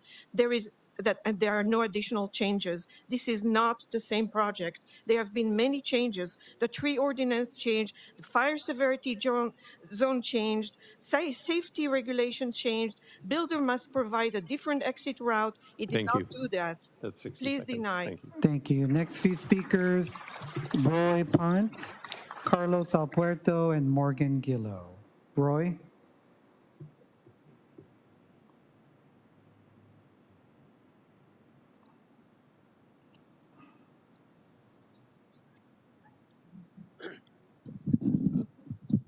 Good morning, commissioners.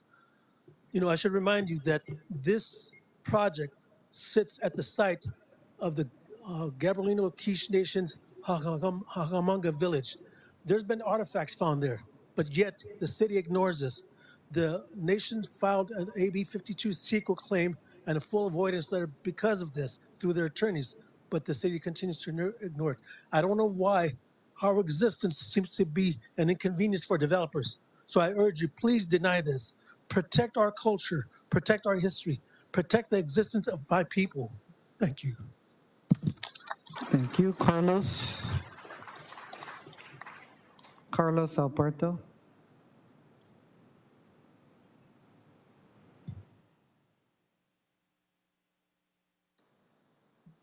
Good morning, board members. I oppose the removal of the protected live oaks. I live next to the Ontario property.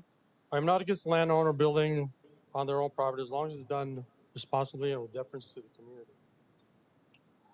The environmental impact of removing a substantial number of trees from the Ontario hillside should be studied furthermore before any more permits are approved.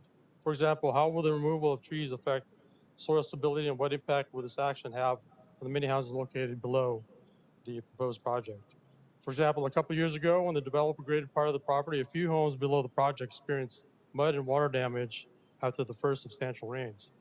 Mud also ran onto the surrounding streets of these homes, something I've never seen in the 30 years I've lived there. And another alarming development is NOAA's predicting a super El Nino this year. And if this is approved and work is begun before winter hits, how bad will it be then? Our world has changed since 2008, so I urge you to propose this project. Thank you. Thank you. Morgan?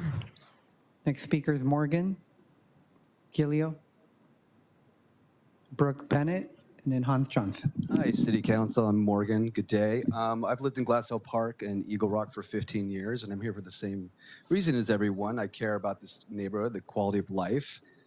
And also, this might be the best room to ride out the heat wave because it's nice in here.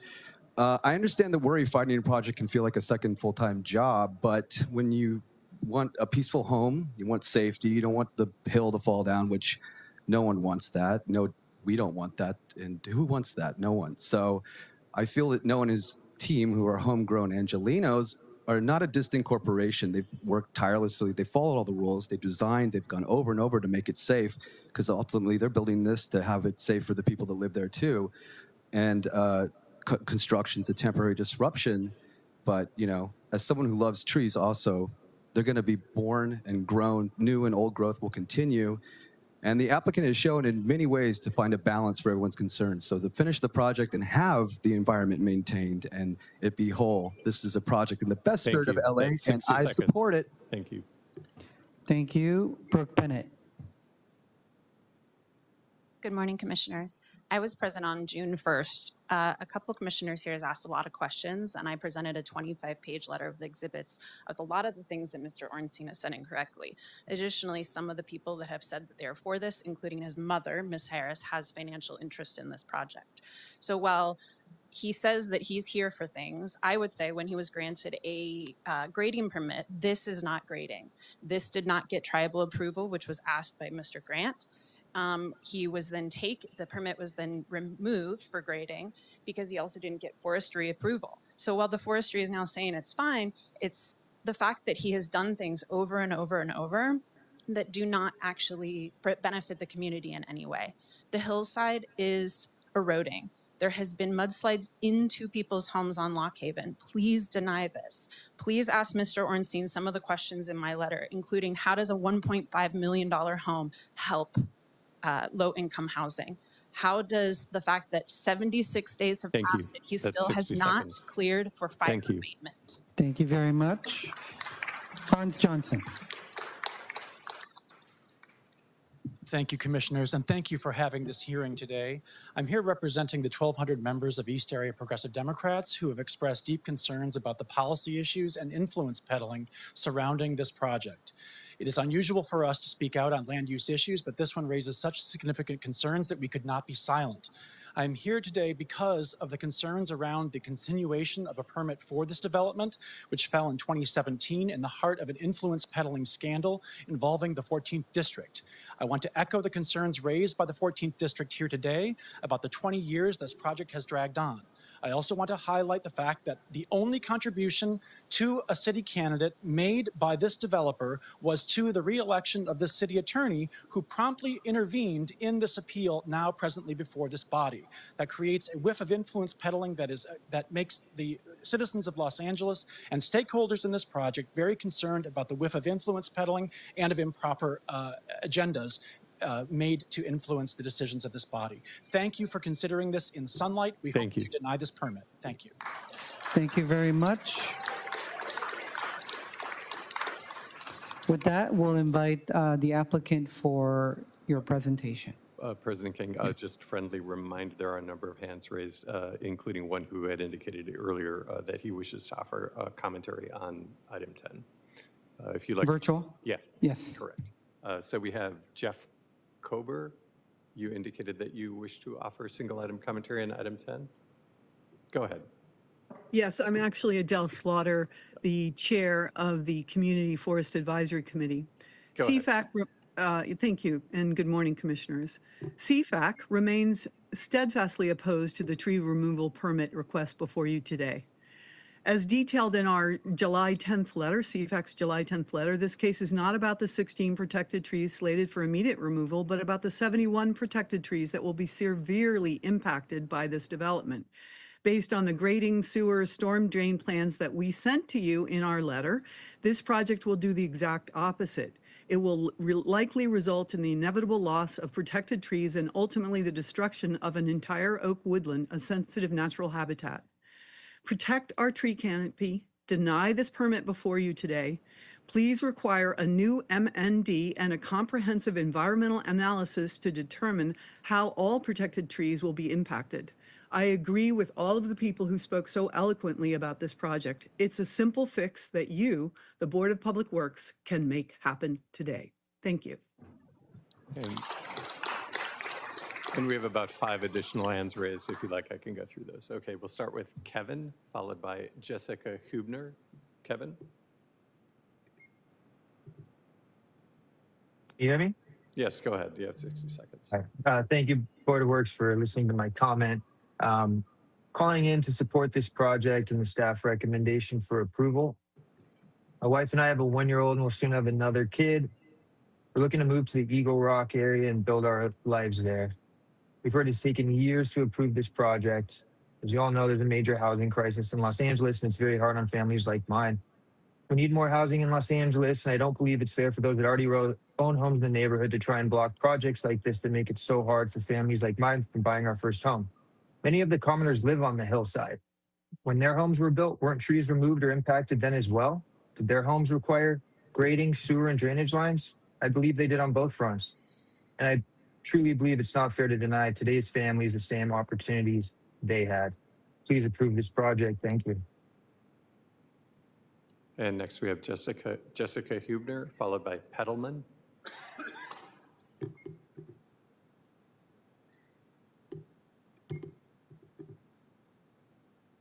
Jessica, I see that you've unmuted. We're not receiving audio input. We'll come back to you. We'll go to Petalman, followed by Jarrett. Can you hear me? Yes, go ahead. Hello, Paul Edelman, Deputy Director of the Santa Monica Mountains Conservancy. The developer sunk his own ship by trying to sneak through and not reveal a major part of the project. Thousands of feet of trenching on a steep cliff of oak woodland. Why has the city staff not put an end to this charade? Moving forward is like giving the middle finger to the public, to the process, and to science to boot. The application is incomplete and thus not valid for a vote by your board. Same goes for the MND and the addendum. That addendum forgets to analyze half the project impacts from the thousands of feet of trenching on the steep slope that's a woodland. An appeal today is nothing short of willful fraud. Be strong, board members. Thank you. And we'll move next to Jarrett, followed by Wade for Jessica. And for anyone else who's experiencing technical issues, if you want to hang up on the device that you're using and rejoin using a different device, that might be beneficial to solve the issue.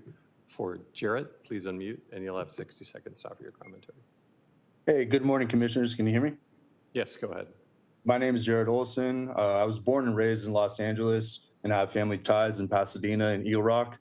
So this is an issue that hits close to home for me. For many years, we hear about the lack of affordable housing and the negative impact it has on society. You know, it fuels rampant homelessness. We witness it growing out of control every single day. As a 42-year-old, I find affordability to be a problem that's swelling out of control, and I have a real concern for the younger generation, including my own son. They won't even be able to afford rent in the city that they're born and raised in. Forget about home ownership. Rent in LA is as expensive as mortgages in other states, and it's all due to a supply issue. Today, I'd like to encourage the board to approve the project proposal at 4875 West Onteora Way. Adding nine family units is something Eagle Rock needs much more of. Thank you for your time. And we'll move next to Wade, followed by Glenn.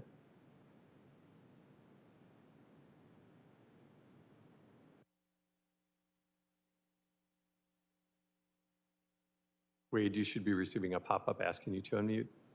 Okay. Can you hear me now? Yes, go ahead, please. All right. Good morning. My name is Wade Olson, and I live and own property in the nearby area of this project. I'm calling in to support this project and the staff recommendation for approval. The project will provide affordable housing at a time when there is an incredible housing crisis. These are individual, affordable homes, not a large apartment complex, single-family homes that fit and improve this neighborhood.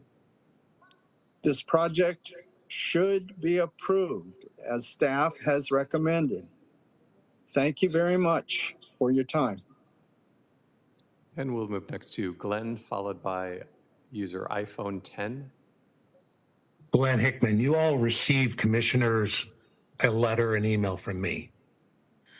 I have significant background in development, architecture, construction arbitration. You must deny this project. Send it back to CEQA.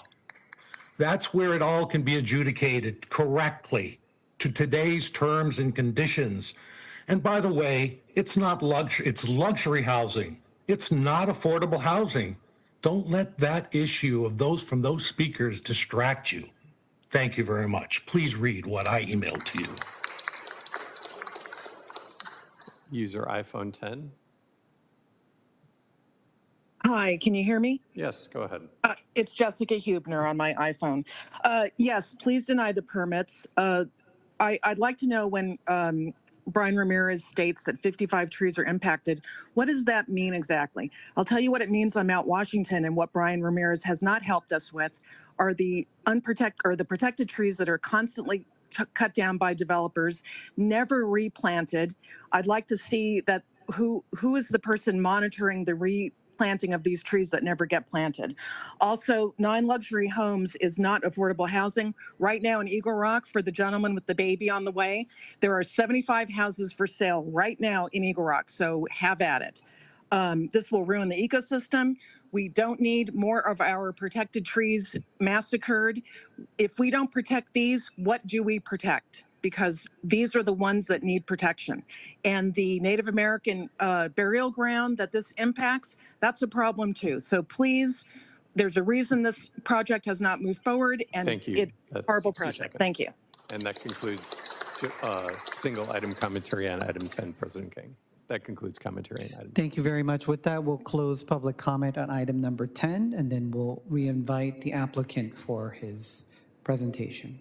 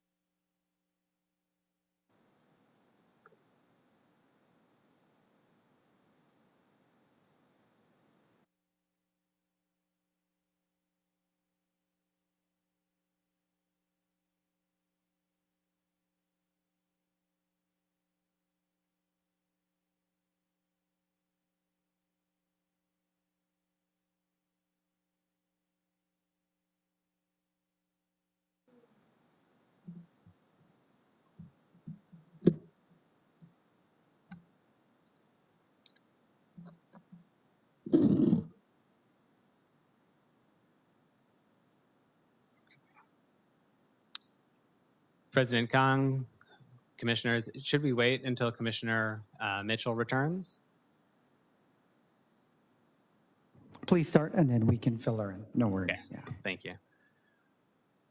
Thank you, everybody, for attending today. I appreciate everybody's time in considering this project, and I appreciate all of my neighbors showing up to express their concerns about the project. I look forward to working with you and speaking with you after the hearing today if you would like to discuss the project further. I had the opportunity to reach out to most of the people who spoke at last hearing and look forward to speaking to whomever in attendance today would like to discuss the project further. I represent the project applicant. We are a small company that's built a number of environmentally conscious small lot subdivisions in Los Angeles, a number of townhomes, and a lot of affordable projects as well. I strongly believe in this project. I want to be a good member of the community and a good neighbor to all of our neighbors and appear in front of you in that capacity. I share a lot of the concerns that have been expressed today and have worked hard to design what I believe is the best project possible for this site. And I really look forward to discussing this with you and answering any questions that you may have, as well as any questions that members of the community and our neighbors may have as well. So I'm having a little trouble seeing the monitor, so I'm going to open my computer as well here. Uh-oh.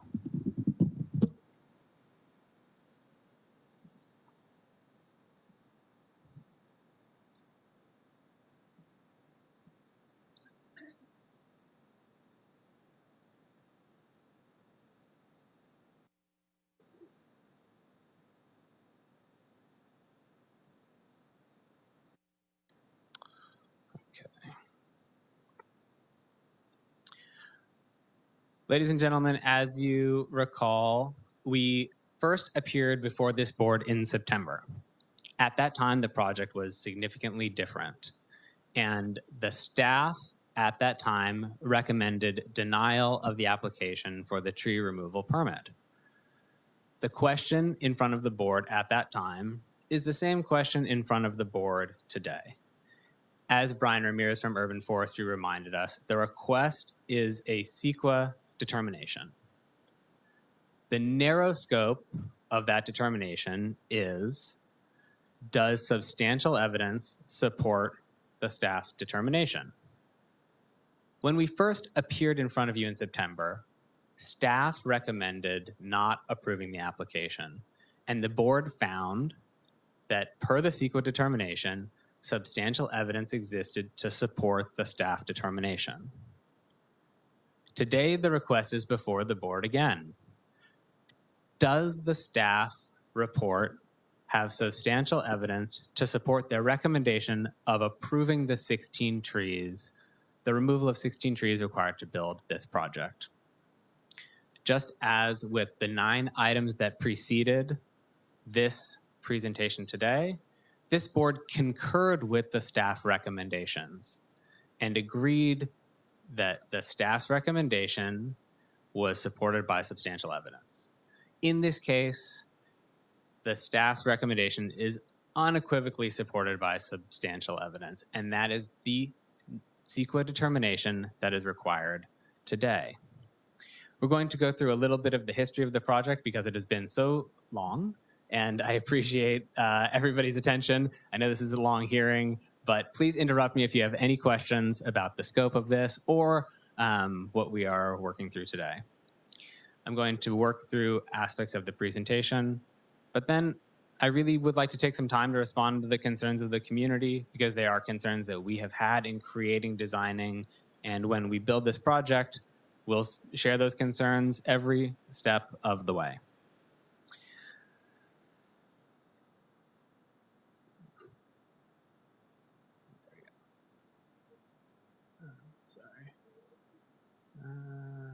There we go.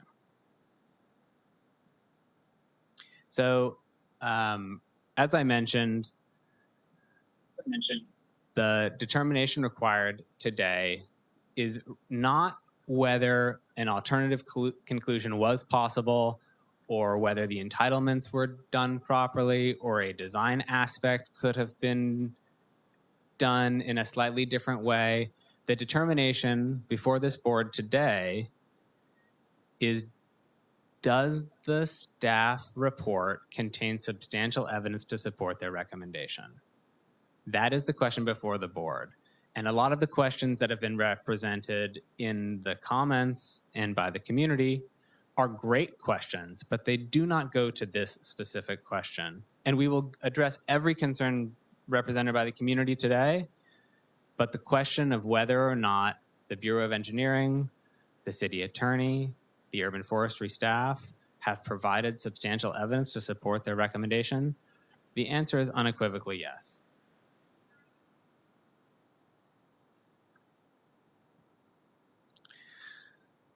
There are only 3 narrow findings required per the letter of determination for this report, and these findings have been made. 4602B1 requires that the removal of the trees is necessary for the reasonable development of the project. That representation was made and entered into the record of this board by the staff on 2 separate occasions and is represented in the staff report that was submitted to this board on 2 separate occasions. If there is a determination that that is not substantial evidence of the recommendation, that impacts every other staff report that has been submitted to this board with the same scope of recommendations. This is the process by which the staff reviews and analyzes these projects, and this is the process by which this board has approved every single other application of this sort. There is nothing unique or special about this application.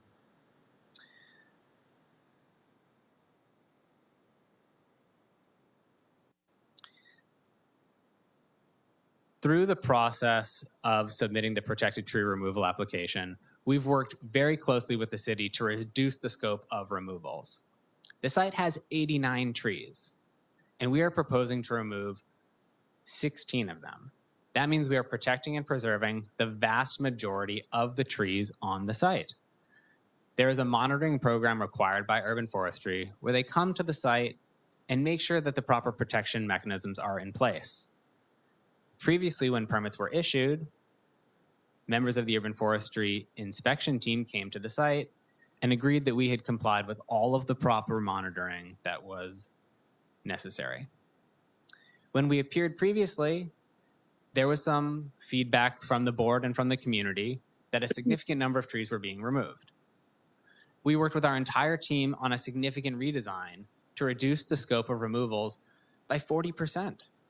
We heard the feedback from the community, we heard the feedback from the board, and we also share many of the same concerns about preserving trees in our community. These are concerns that resonate with us. And now we are building 9 homes and requesting the removal of 16 trees, which comes down to about 1 or 2 trees per home. This required significant redesign, and to your questions in the prior presentation, Commissioner Grant, it required reduction of the footprint of 2 homes by about 50%, as well as moving the homes up the hills. So significant redesign and changing the footprint and location of the homes in response to the concerns of the community and this board. The vast majority of the trees will remain. There is some presentation by members of the community regarding the trees that are impacted. And just to clarify, what that means is that there will be construction activity within the drip line or the canopy of the tree. And this doesn't necessarily mean there's grading or other significant activity, but it means that some activity will be conducted in the area of the drip line of the tree.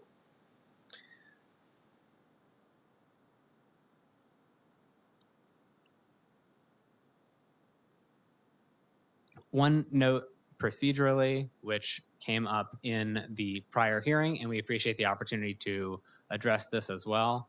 There seems to be a lot of questions or concerns regarding why there is an addendum and whether or not that addresses cumulative impacts or the site as it exists today. There was a prior application, an MND, that has been updated significantly through work with the city. We have worked very closely with BOE Environmental Management Group to provide all of the technical studies and analyses that have been updated in the last few years to make sure that any change in circumstance was reviewed, analyzed, and captured. More importantly, there have been additional CEQA memorandums and analysis that have been conducted. Every single tree on the site has been analyzed by the highest certification level of arborist that is available. And the environmental resource analysis was reviewed 3 times by the city's chief biologist, Sarah Bryson. And this is all reflected in the addendum memorandum from BOE. Again, the question is not whether there is some alternative proposal or some variety of this project that some people prefer. The question is there substantial evidence in the record to support the staff's recommendation? If the conclusion that this analysis does not support the staff, then the analysis done by the city does not support any staff recommendation.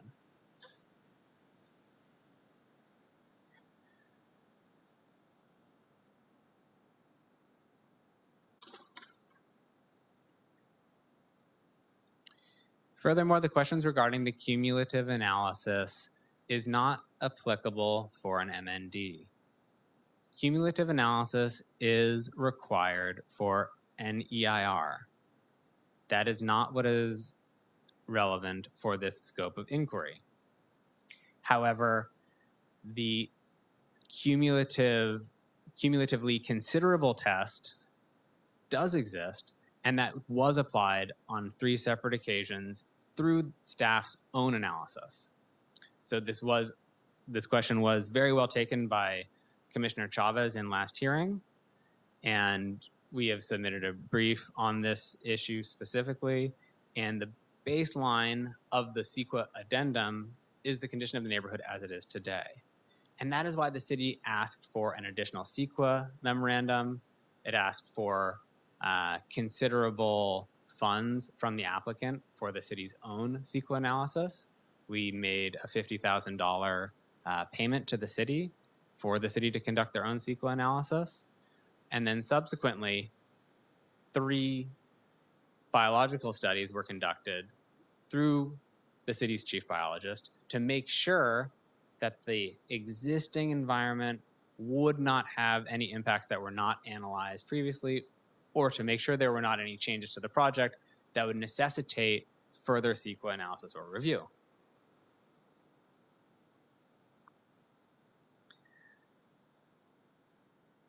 There are substantial mitigation requirements recommended by the Bureau of Engineering and the Bureau of Street Services for this project.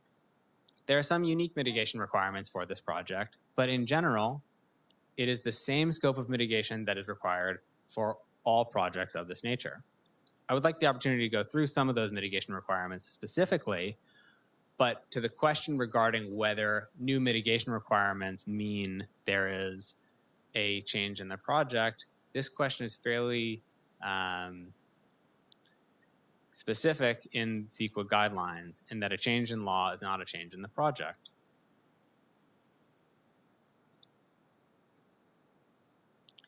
We share a lot of the concerns that the members of the community have raised regarding the trees and preservation of trees and the necessity for trees in our community. We have worked with our arborists and our biologists and the city staff to redesign the project to reduce the scope of removals dramatically. And we're very concerned about preservation of the trees during construction. And when we had the opportunity to preserve trees previously, they were preserved in the exact method prescribed by the Urban Forestry Department. And the Urban Forestry Department came to site, reviewed the protection, and agreed that we had done everything that they had asked us to. And that speaks to the larger point of this presentation. Every time the city has asked us to comply with a rule, a report, recommendation, or analysis, we have completed that request willingly and thoroughly. We are members of the community. We are neighbors of everybody here. And we're working closely. We would like to work closer with everybody to build a great project. There were a number of concerns that were raised throughout the public comment. I'd like to take the opportunity to address a handful of them. The first of which was the communication with the tribes and the potential for tribal impact to the tribes from this project. Commissioner Grant, after the last hearing, you requested the communication with tribal leadership and their council. This was forwarded to the city attorney, and we understand this has been forwarded to the board. This is extensive communication with the leaders of the tribe and their legal representatives. Norman Mundy from the Bureau of Engineering confirmed that as recently as January of 2026, he has communicated with the tribe regarding this project and regarding the proposed mitigation requirements. The most stringent mitigation requirements that are available to the city are proposed in the mitigation plan. Every home built in that neighborhood, many of the homes that members of our community are here, that members of our community own, that are here speaking out against this project, were graded at the same time to install the sewer system and the water system on that tract of land. It has been mass graded in the 60s as well as preceding to create the homes that our neighbors live in. If there were tribal resources at that time, there was no mitigation requirement in place. Anything that was in the area at that time was destroyed and is long lost. However, with this project, we have a mitigation requirement to work with the tribes, to have a tribal representative on site throughout the scope of grading, just in case something comes up. I've worked with the tribes on other projects and on other sites. It's a very valuable process whereby members of the tribe are actually on site monitoring excavation and grading. That is the mitigation requirement, and that is the way that we manage this type of process in California. There's nothing unique or special about this project, and in fact, we have gone above and beyond to communicate with the tribes repeatedly, and the city has had extensive correspondence with them about this project.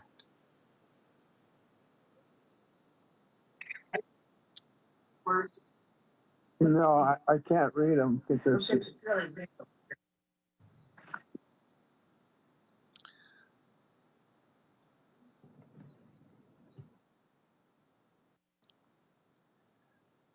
One consideration that had been brought up by members of the community was the number of trees impacted. We have worked hard to impact as few as possible, and we have redesigned the project with the urban forestry staff support to reduce the scope of impact.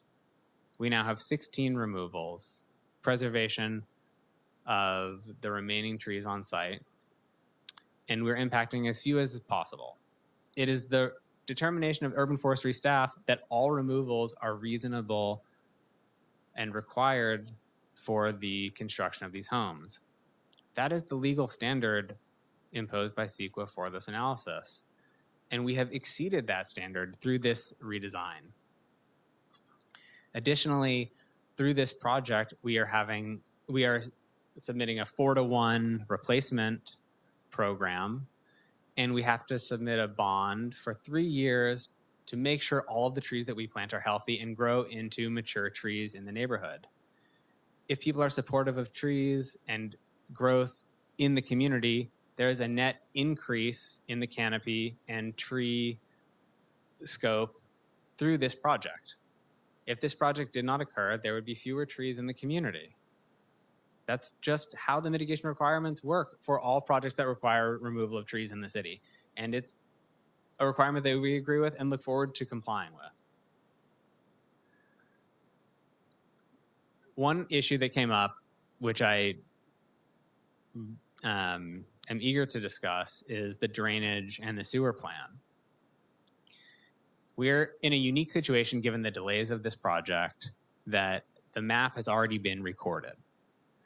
And in that map, we worked with the Bureau of Engineering and the Department of Public Works to submit all of the required plans, which were reviewed and approved. These plans are public record. They've been shared with everybody in city staff, and we are eager to share them with anybody who would like to review them. Specifically, we have posted a bond for the improvements required, including the drainage and the street improvements.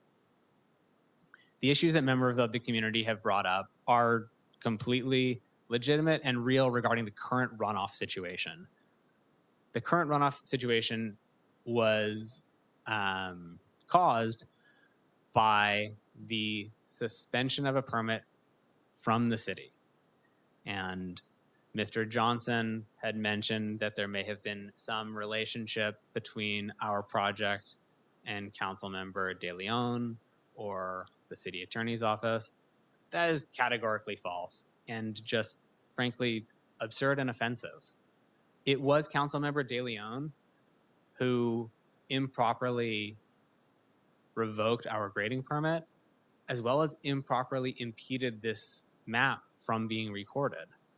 As a matter of fact, it was Councilmember De Leon who refused the ministerial approval to sign off on the proposed street name that we had submitted in honor of my deceased brother.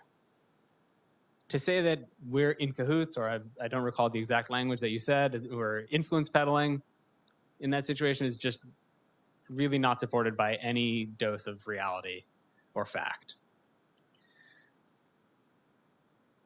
The drainage and sewer plans are all built to the best standards, the current requirements, which far exceed those of anything that was in place at the time any of the neighboring homes were built. The same is true of the fire protection plan. Just for reference, here's the district clearance memo from the Board of Public Works regarding every single condition for sewer, for drainage that has been reviewed and approved by city staff prior to recordation of the map.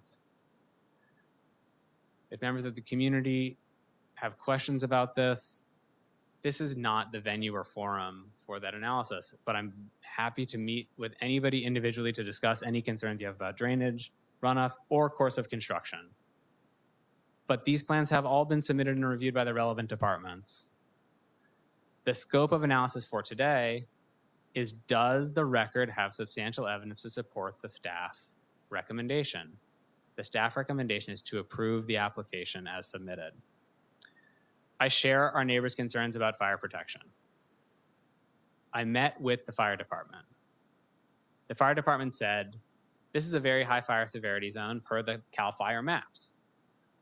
What we suggest is that you build 2 fire hydrants for the entire community. LAFD said, applicant, this neighborhood does not have enough fire hydrants. We're concerned this neighborhood does not have enough fire hydrants. You are building a project in a neighborhood that we're concerned does not have enough fire hydrants. Will you build us 2 fire hydrants to serve the entire community? And we said, yes, we will do that. And then they said, will you support a bond of $952,000 to support the construction of 2 fire hydrants in a neighborhood that we believe does not have enough fire hydrants? And I said, yes. And I have done that. This project is a net benefit and improvement to this community. There's no doubt about that in any way whatsoever. If people are concerned about fire, they should be. The fire standard for homes built in the 50s, 60s, and 70s is significantly below the fire standards in place for homes built today. The members of our community living in older homes that were designed with old fire codes should be incredibly enthusiastic about 2 new fire hydrants that are being built in this neighborhood. The closest fire hydrant to most of the members of this community that are speaking today is on Round Top Drive. It does not reach most of your homes. The fire department has told us that they are concerned about the pressure, and they've also asked us to upsize the piping from Round Top to Kerwin Place that will also serve all of the homes on Lock Haven. And this is not a small scope of work. This scope of work required a bond of $952,000.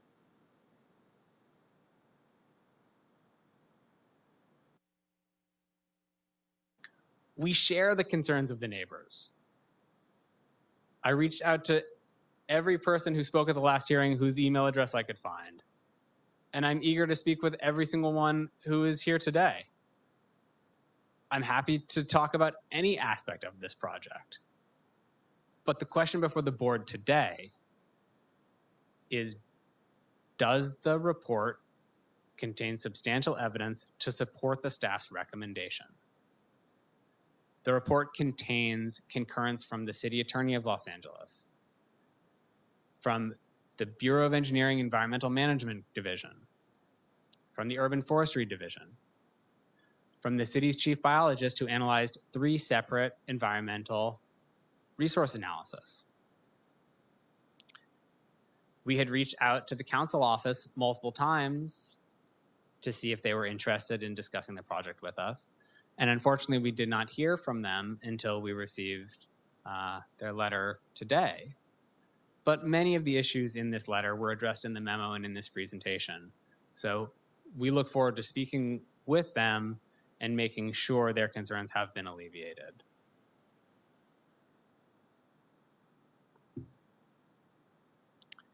Many people addressed the age of this application, as well as the questions regarding whether an MND that was approved so long ago is relevant today. This is an important consideration, which is why the addendum process in the city of LA looks at the baseline as it is today. That is the standard by which all these projects are analyzed. We think that is the proper guideline, and that is also the guideline by which all projects are evaluated. This is not a unique or special project. This is 9 homes that is being built on vacant land, and we are now nearly 1,300 days after we submitted our application for the protected tree removals.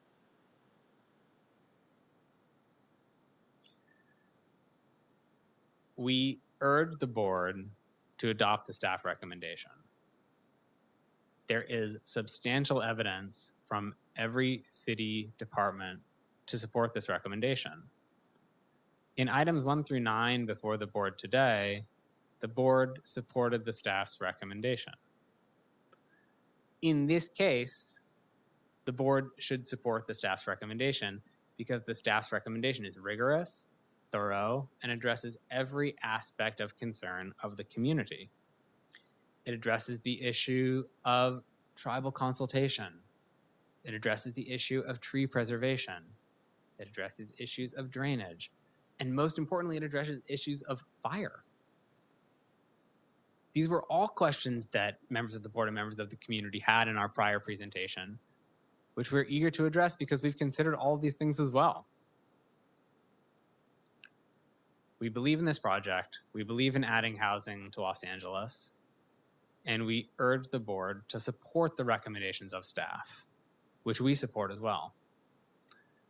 I'm happy to address further questions or to address members of the community's concerns directly, but I'd like to give the board the opportunity to ask any specific questions or ask questions of staff if that is how the board would like to proceed. Thank you very much. So before we get into additional questions, I do want to bring back Brian Ramirez from UFD to add additional comments or analysis related to some of our public comments that we heard earlier today.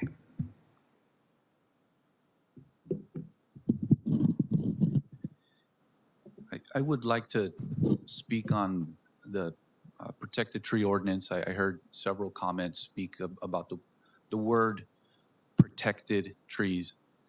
And I've seen several emails that were also sent in addressing some of those issues relative to the protected tree ordinance.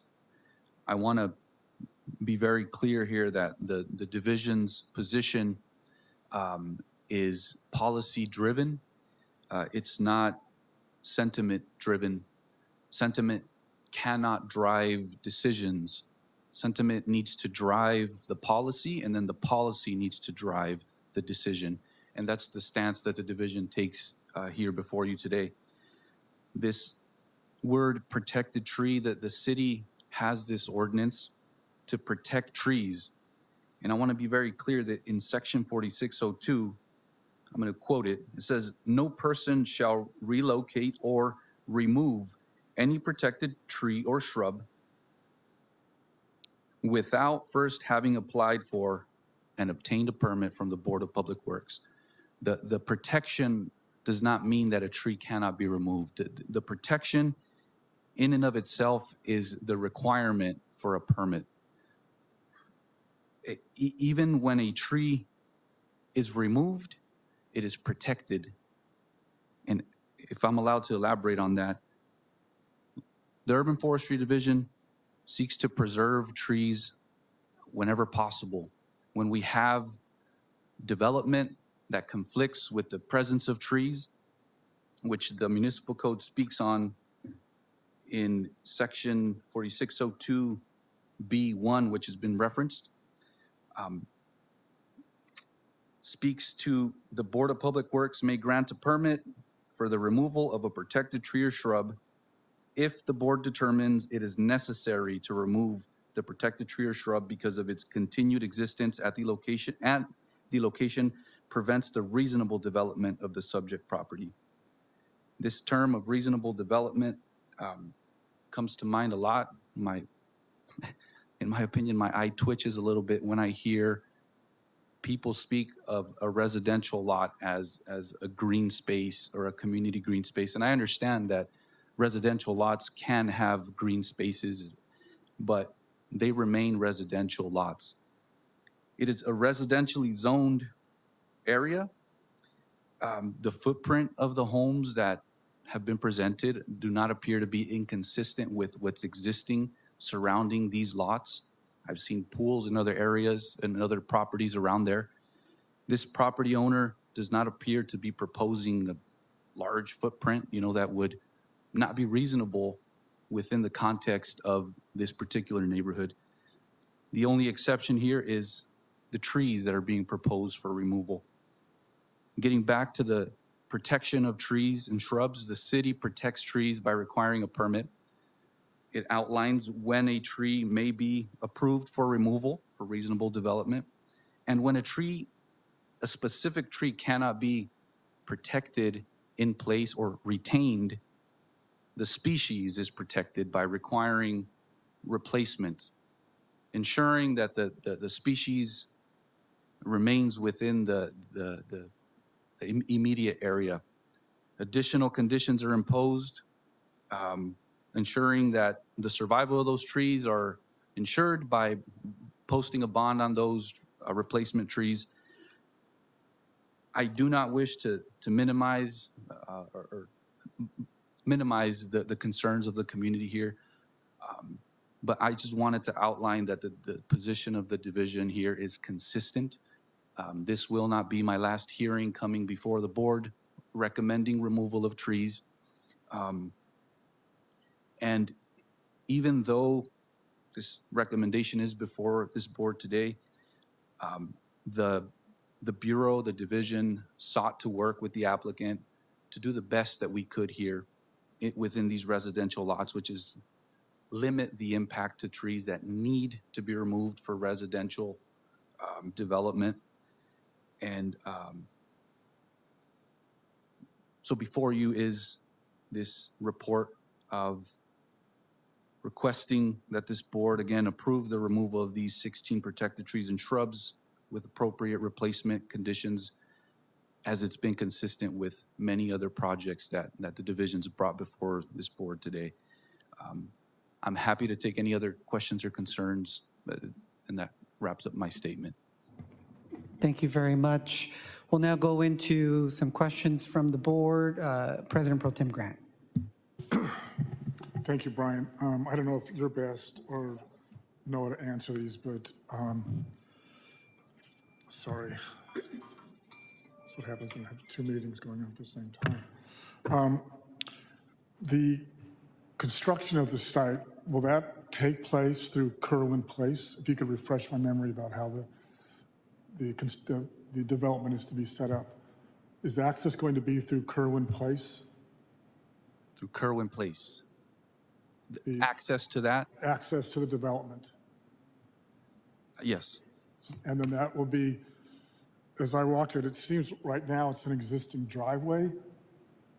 Correct. And that will then become the road or street leading into it, yes. And then the private road behind the 9 trees will be, well, first, will the houses themselves will be to the left and the right, fill up the L shape? Is that correct? Yes, there will be some homes as you enter. There will be the private street, a couple of homes to the right, the majority, I'm sorry. To the left. The majority of them to the right and a couple to the left. Okay. And then the private road will be to the south and to the west of the homes? The road will be to the eastern portion of those homes, if I'm correct here. Well, sorry. Isn't Round Top to the west of the homes? To the southern, southwest portion? All right. Yeah. Okay, so it's sort of behind the homes, if you will, or at least, never mind, that's my view. Then the 16 trees, as I recall, on the ridge, are any of the trees to be removed on the ridge itself? On the road? On the ridge, existing ridge now. I mean, I only saw trees on the slope in the valley or that hillside. I don't recall any on the ridge itself. Yes, to your question, yes. The trees being proposed for removal, Yes. the majority of them are right at the beginning of that downhill slope for the homes, building of the footprint. And then, and I think Noah raised this, but the construction of the homes will require further grading to enable, or will they just rest completely upon the ridge? The homes. There's a ridge, and then there's, nobody can see this, and then there's the valley or whatever, the slope below it. Will the homes just, the end of it, the perimeter end at the end of the bridge, or will it, in fact, there has to be grading of the slope itself to accommodate the home? The grading can entail cut or fill. So when we have plans depicting the grading, there could be some fill as well. I'd have to look at really the plans and the grading specifically on, if there's any of that fill to take place there. But the homes are set to be located right at that downslope Somewhat of on that hill, correct? Including the downslope will include, the homes will rest including on part of the downslope? They will overhang Overhang. that hillside, yes. Thank you. Thank you very much. Any other questions? I have one related to the hillside, the slope issue. We heard quite a bit from the members of the public about potential erosion. Did staff take into account some of the slope stability, erosion control, while balancing the tree preservation for this project? The biggest component of, I guess to phrase it, the grading that's set to take place and any mitigation measures that are imposed fall upon the Department of Building and Safety to enforce.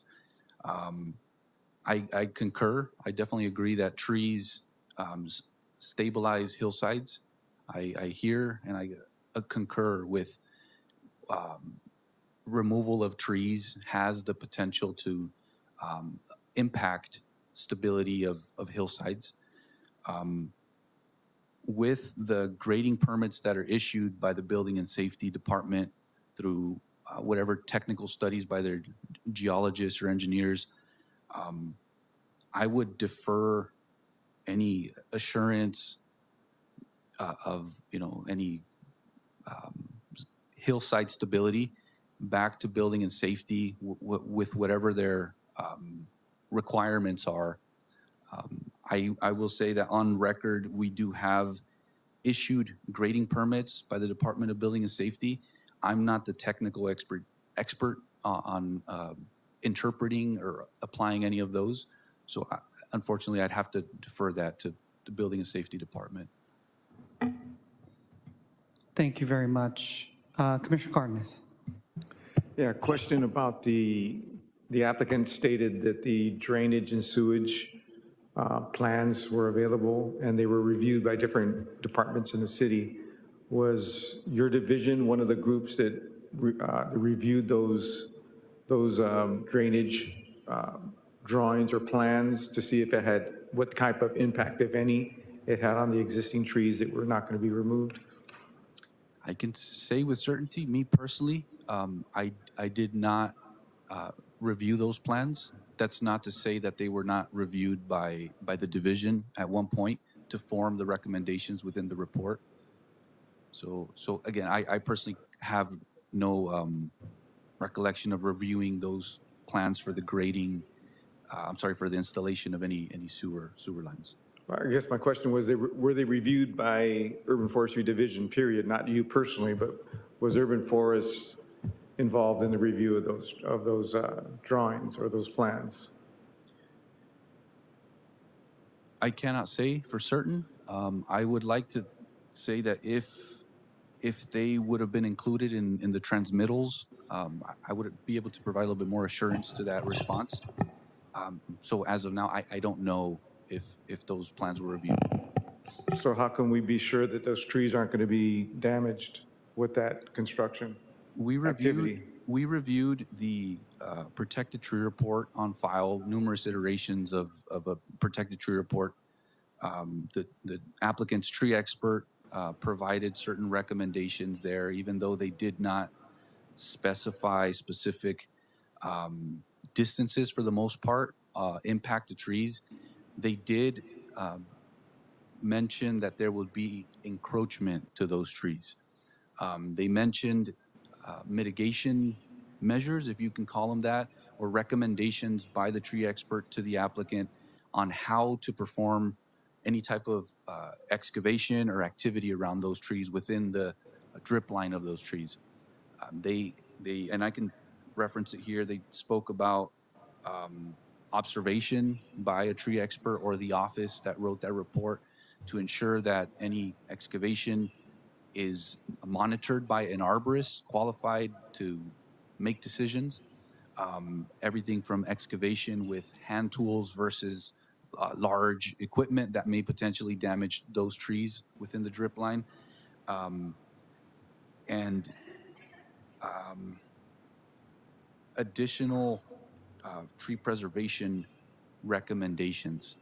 I want to take a moment also to point out back to the municipal code here. Protected trees on private property differ on the protections that the city grants them. To elaborate, when we speak about public right-of-way street trees, we require things like root prune permits. We require things like tree trimming permits. That's not the case for protected trees. The city does not issue permits to trim trees, oak trees, protected trees on private property. All we govern is the removal of those trees. So I just want to make that point. We would not be involved in specifying or imposing any specifications through a root prune permit or dictate how a property owner can or cannot trim their protected tree on private property. Our municipal code does not include any of that language. And if the sentiment ultimately by the public eventually determines that we should revise this protected tree ordinance and wants additional protections, that can be considered. Again, that sentiment needs to drive the policy, but that policy needs to drive the decisions, and that's the stance that we take. Vice President Chavez. Yeah, I just want to make sure that I'm clear on what we're being asked to determine today. So one is make findings that concur with Urban Forestry's recommendations that the applicant has met all the requirements in order to receive a permit to remove the 16 protected trees and shrubs. And then the second item is for us to make the findings to support that since the adoption of the MND, there have been no changes to the project, no changes with respect to the circumstances under which the project is being undertaken, and no new information or substantial importance concerning the project. I guess none of which are found to cause new significant environmental effects or substantial increase in the severity of previously identified significant effects. I'm reading straight from the agenda from your board report. Those are the findings that this board, the framework that which this board is asking to make decisions. Is that your understanding? I think I misheard. I want to clarify. I'm reading from items, recommendations 2 and 3. 2 and 3.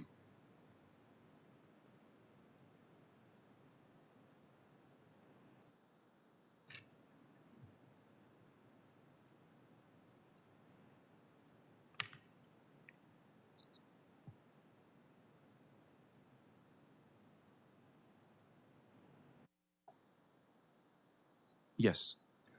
So these are the recommendations before you. Right. So the way, what we're being asked to do is to confirm that, especially on the section 15162 under California Environmental Quality Act and the Public Resources Code 21166, that all 3 of the following conditions are not here. There have been no substantial changes to the project. Okay, this is all since 2008.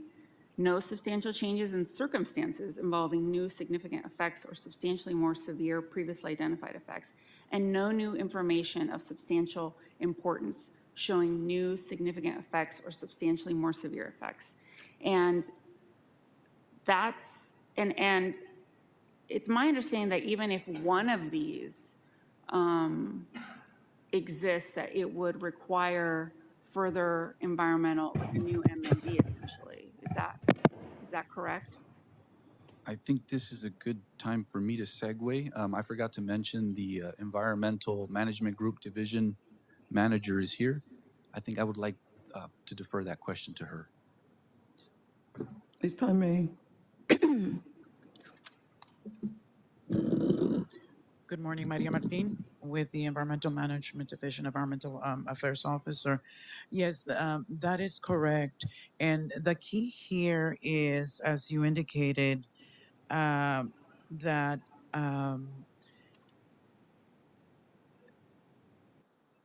that those impacts that there is. So basically what we're saying, what staff has recommended is that the analysis in the addendum determined that the current project would not create any new significant impacts that could not be mitigated, included in the areas of biological resources and tribal cultural resources. The biological resources analysis was based on independent valuation by the Bureaus of Engineering and Street Services, and the review of the technical reports that were submitted to us. So the key is new significant impacts or worsen the severity of the significant impacts that were previously identified in the ISM&D. And we needed to review the whole of the record that we had and make the determination whether that criteria was triggered. And it is the 3 criteria, but we're not saying that there were no changes. We're just saying that it did not trigger the 3 criteria that are below. No new significant impacts. No and new no or worsening significant of impacts. significant impacts. Okay, because the addendum does go into that there have been several things that have changed in the last 18 years. Right. Like the protected and tree shrub ordinance covers additional trees that weren't included in the original. Right, and the ISM&D that was adopted by the planning department did identify tree removal, did identify mitigation measures that were necessary. And so with the changes that have occurred, the trees are different, the situation is different, the circumstances are different, but the mitigation measures are sufficient to mitigate the impacts. You don't have a worsening of a significant impact. And also the mitigation measures in the 2008 MND did decrease the potential impacts to less than significant. It's convoluted and technically we have to be very careful what it is that we are making findings on. And so that's why I'm reminding the board that the ultimate outcome during the adoption of the ISM&D in 2008 was that there were no remaining significant impacts that could not be mitigated. And that's why the planning department was able to adopt a mitigated negative declaration.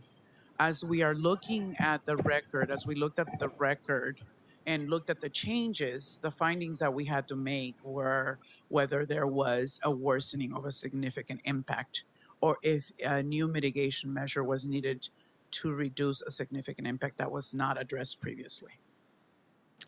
So we're bound by certain constraints with the subsequent analysis of the addendum.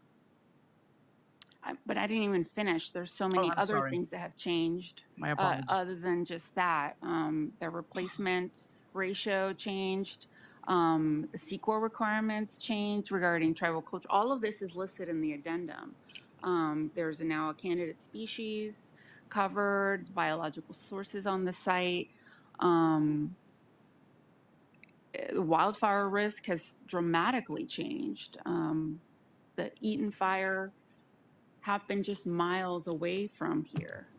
The risks to fire and that environment has changed. So I just am not convinced right now with anything on the record that none of these things that either individually or collectively constitute a substantial change in circumstances.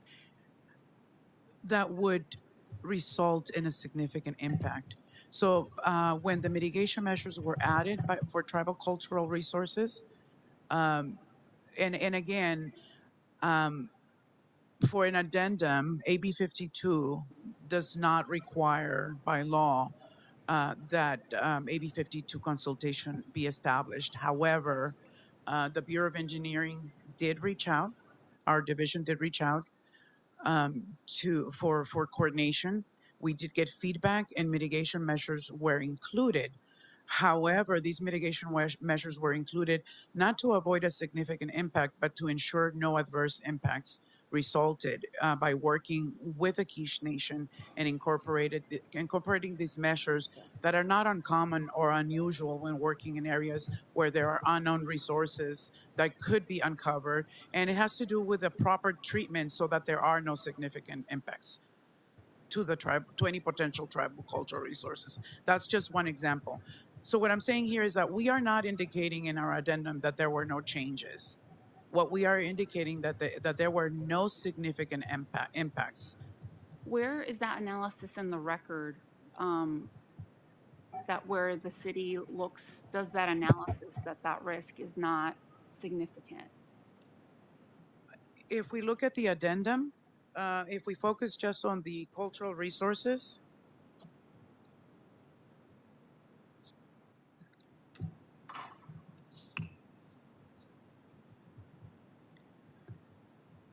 if we look at page 12 of the attachment, which is the addendum, I think it's attachment 7, it does talk about that it does acknowledge that there was a change in circumstances relating to tribal cultural resources that require that the adopted MND be revised to include analysis of the potential impacts to tribal cultural resources.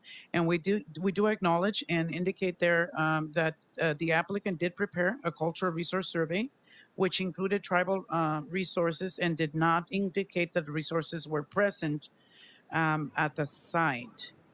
So subsequently, the record indicates that the site may have tribal cultural resources, including a finding of a tribal cultural resource on site.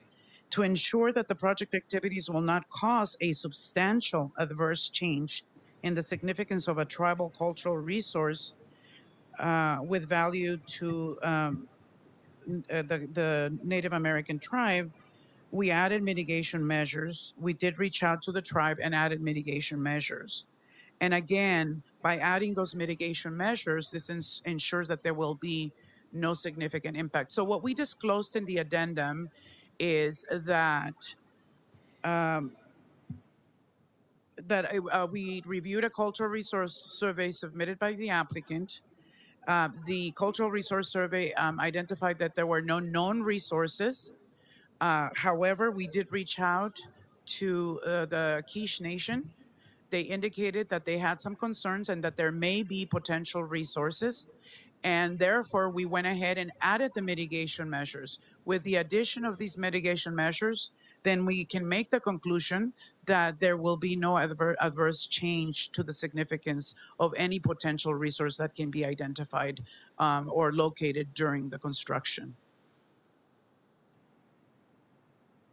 Okay, I'm looking. And what about for the, again, going back to wildfire risk, the fire environment in Los Angeles has changed significantly. Let's just say that. That is not a matter of opinion. Just since 2008, the conditions have changed. And so I'm just curious, again, the analysis, I don't see what, did the city consult with CAL FIRE about just, on the analysis on whether this project's current fire safety measures are adequate given the changed wildfire conditions? Our understanding is that there are particular requirements per the fire code, and that my understanding is that the construction and requirements that will be followed by the construction would have to meet those requirements by LAFD. LAFD, my understanding is, does review where there are applicable requirements. For instance, the applicant mentioned the fire hydrants, and so our understanding is that these particular issues will be addressed basically through the building code and the fire code. There wasn't anything on the record that we could see that led us to believe that additional studies beyond what was already done previously would be required. So that would only necessitate a minor technical changes that are reflected in the addendum. So, and there was not a consideration from staff to do an MND, an updated MND in this situation? Right. Well, that's why we went ahead and put forth a recommendation for an addendum to be adopted. The addendum, that's a determination that we made, of course, your board, and we presented the information and gave you the basis for our recommendation, which is the entire record, including the 2008 MND and the technical reports that are listed in the addendum that were submitted by the applicant.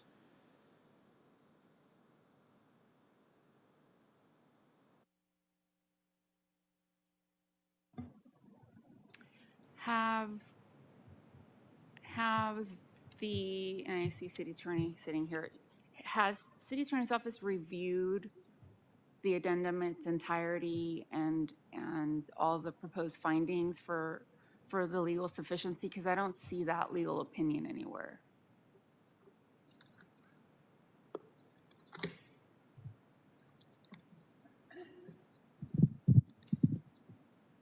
Hi, good afternoon, Commissioner. Sigmund Shu, Deputy City Attorney.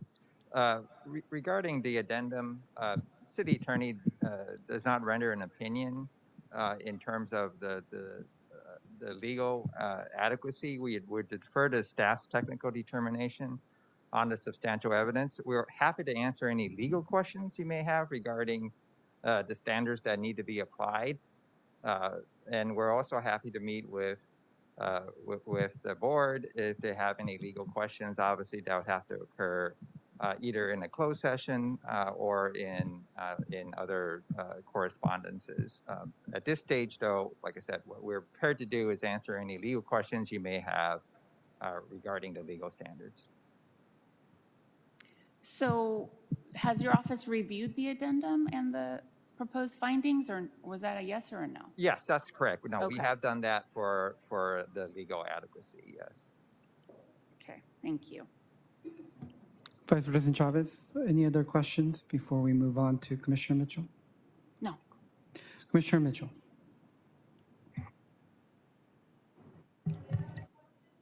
Nothing other than I was going to just say that as to the 2008 mitigated neg deck, we're not here to relitigate what was before city planning and adopted in this project. I understand there have been lots of concerns and comments addressed both here today as well as in our email, probably more emails on this subject than any other issue that we've had during our tenure. I think before us is whether or not this policy, once the applicant's application to relocate or remove has been made, that's what the limits of our task is here today.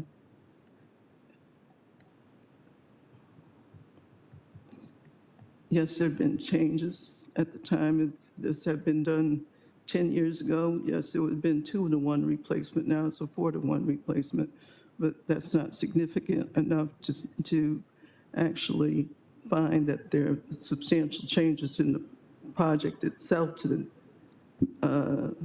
require some other kind of environmental study as to the initial project. and there has not been any changes with regard to the project that was approved in 2008. And certainly the fact that we have a 2-to-1, 4-to-1, instead of a 2-to-1, if this project had been done prior to us making those changes, I don't think has any bearing on the question that's actually before us.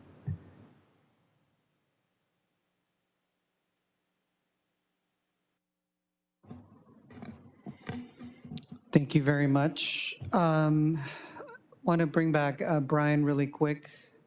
So I know we're talking about the 16 protected trees potentially being removed, but with potentially removing those 16, what would happen to the other 55?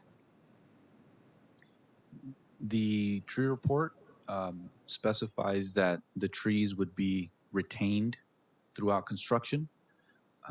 They would be impacted to different degrees depending on the tree and the proposed work. But in short, the trees are slated for retention or to be preserved throughout construction. So I know it's a private property, and preservation, long-term preservation of the remaining 55 is difficult to ascertain. But from your professional vantage point, I mean, you mentioned different varying impacts. Can you go a little bit further into that? Yes. And I'm sorry I brought this big packet just in case I needed some information here.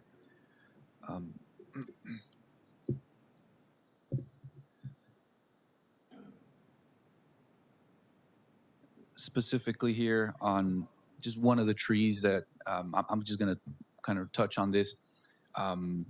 These very same recommendations are prescribed through for numerous trees that are being impacted, but slated for retention or preservation throughout construction.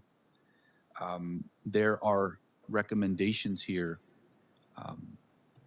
Before I move on, I just want to make clear that this tree expert is a registered consulting arborist through the American Society of Consulting Arborists. They reference best management practices, all the literature in arboriculture that speaks about construction around trees. These individuals are well versed on that. So the recommendations that they make here are respected by our division. We obviously review. There's times that we agree, times that we disagree. But for these recommendations that are made, we are in agreement with the fact that this should be taking place. And in order for these trees to be preserved, this needs to take place. The only issue really I want to flag here is if these recommendations stay as recommendations and they are not requirements that are imposed, it's unlikely that the trees will successfully be retained throughout construction. I've seen it myself in many projects where despite this beautiful recommendation that adheres to the best management practices, often goes disregarded. Oftentimes the project switches hands and a tree report with recommendations is just that recommendation. So if this board or if the city can impose these to be upheld, the division concurs that these trees have a high degree of likelihood that the trees will survive the impacts of construction. And I'll read off some of what is included here. Excavation should be performed with hand tools or small equipment under the direct observation of this office to ensure that roots are not damaged during excavation. Should any incidental roots be encountered, they should be cleanly cut at the edge of the excavation. If roots over 2 inches in diameter must be excised, this office should be contacted to perform further evaluation of tree stability. They speak about ensuring that the trees do not suffer from long-term adverse effects Work within the protected root zone of the tree should be performed with hand tools, small equipment under the observation of this office, and it essentially repeats what the best management practices of the industry are. I don't have a reference of those documents there, but this language is taken from those best management practices. So with a degree of certainty, I stand before you saying that if these best management practice recommendations are upheld, these trees have a likelihood that they will survive, again, contingent upon the applicant adhering to these recommendations. Commissioner Cardenas. I guess the question is, what happens if those since they're not requirements and they're recommendations, what happens when those recommendations aren't followed and trees begin to die? What are the consequences, if any, to the applicant or to the developer? We have many examples of that within our division. We ultimately, sometimes we get called for tree violations. We have to go out and try to enforce as best we can. But with the provisions of the municipal code, as I mentioned prior, without an actual permit with specifications on root pruning or trimming trees, oftentimes it's very limited what our division can do to intervene after the fact or post-construction. So not much in terms of consequences.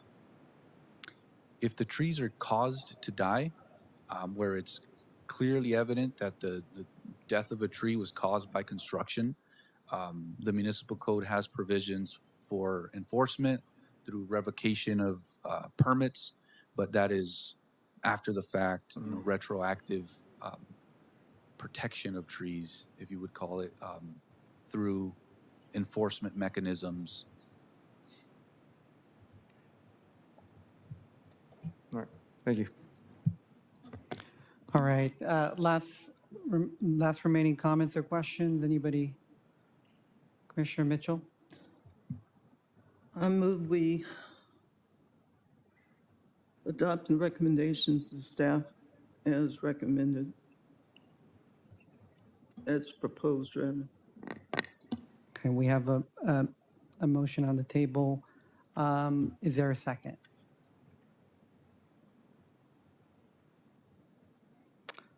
Since there is no second, let's continue. A few more comments or questions. Vice President Chavez?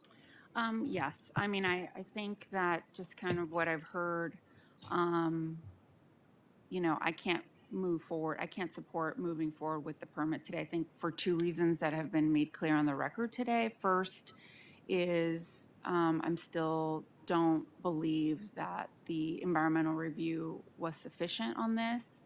I just think that carrying forward with a 2008 MND with an addendum doesn't adequately address all of the things that we talked about, the changing wildfire conditions, the species issues, the tribal cultural issues. I just can't in good conscience make that finding based on the record today. And then the second thing, even if we got past the CEQA issue, this replacement tree condition just doesn't hold up. And when we're talking about replacing these mature oaks, these massive trees on a site that is about to undergo major construction, and especially with our own, you know, city arborist warning us that how sensitive these trees are. I just think that even with our existing policies requiring bonding and all the things that all the tools that we have, we just can't, we can't really we can't rely on these trees successfully being established on this site under these conditions. And so for those reasons, I think that, you know, I'm inclined to deny this permit today. Any other comments or questions before we take a vote? So is there a different motion on the table? I move to deny the denial of the appeal. I don't know how to frame that. I'm opposed to the request for denial of appeal. I don't know how to frame that motion. Council, maybe you can help The me out. appeal is not at issue at the moment. Well, it's the entitlement is request denial of appeal for a permit to remove trees. Oh, okay. So maybe what we should do is take that out and first it's the determination point one, to right. approve the tree permit. So that would be, Right. there's just not sufficient findings to approve the tree permit. The second thing is make the findings for the 2000 MND. And then the third thing would be to not adopt the addendum. So it would be items 2 through 5, 2 through 7. 7 would be denied. Right. I move 2 through 7 be denied again. Okay, I'll second. So first by President Pro Tem Grant, seconded by Vice President Chavez. Let me just see clarification. I just want to read it back into the record for everyone's clarity, especially mine. Deny, so the motion on the table is to deny items 2 through 7, and it is moved by Commissioner Grant and seconded by VP Chavez. Is that correct? Thank you. Okay, we'll take a roll call vote, starting with President Kang. Aye. VP Chavez. Aye. President Pro Tem Grant. Aye. Commissioner Mitchell. No. And Commissioner Cardenas. Aye. 4 ayes and 1 no, and the denial passes. All right. Mr. Knight, I believe that concludes our items for today. Yes, it does. Our next meeting of the, excuse me, our next meeting of the Board of Public Works will be on Wednesday, July 22nd, 2026. The meeting is now adjourned at 1:08 p.m. Yeah.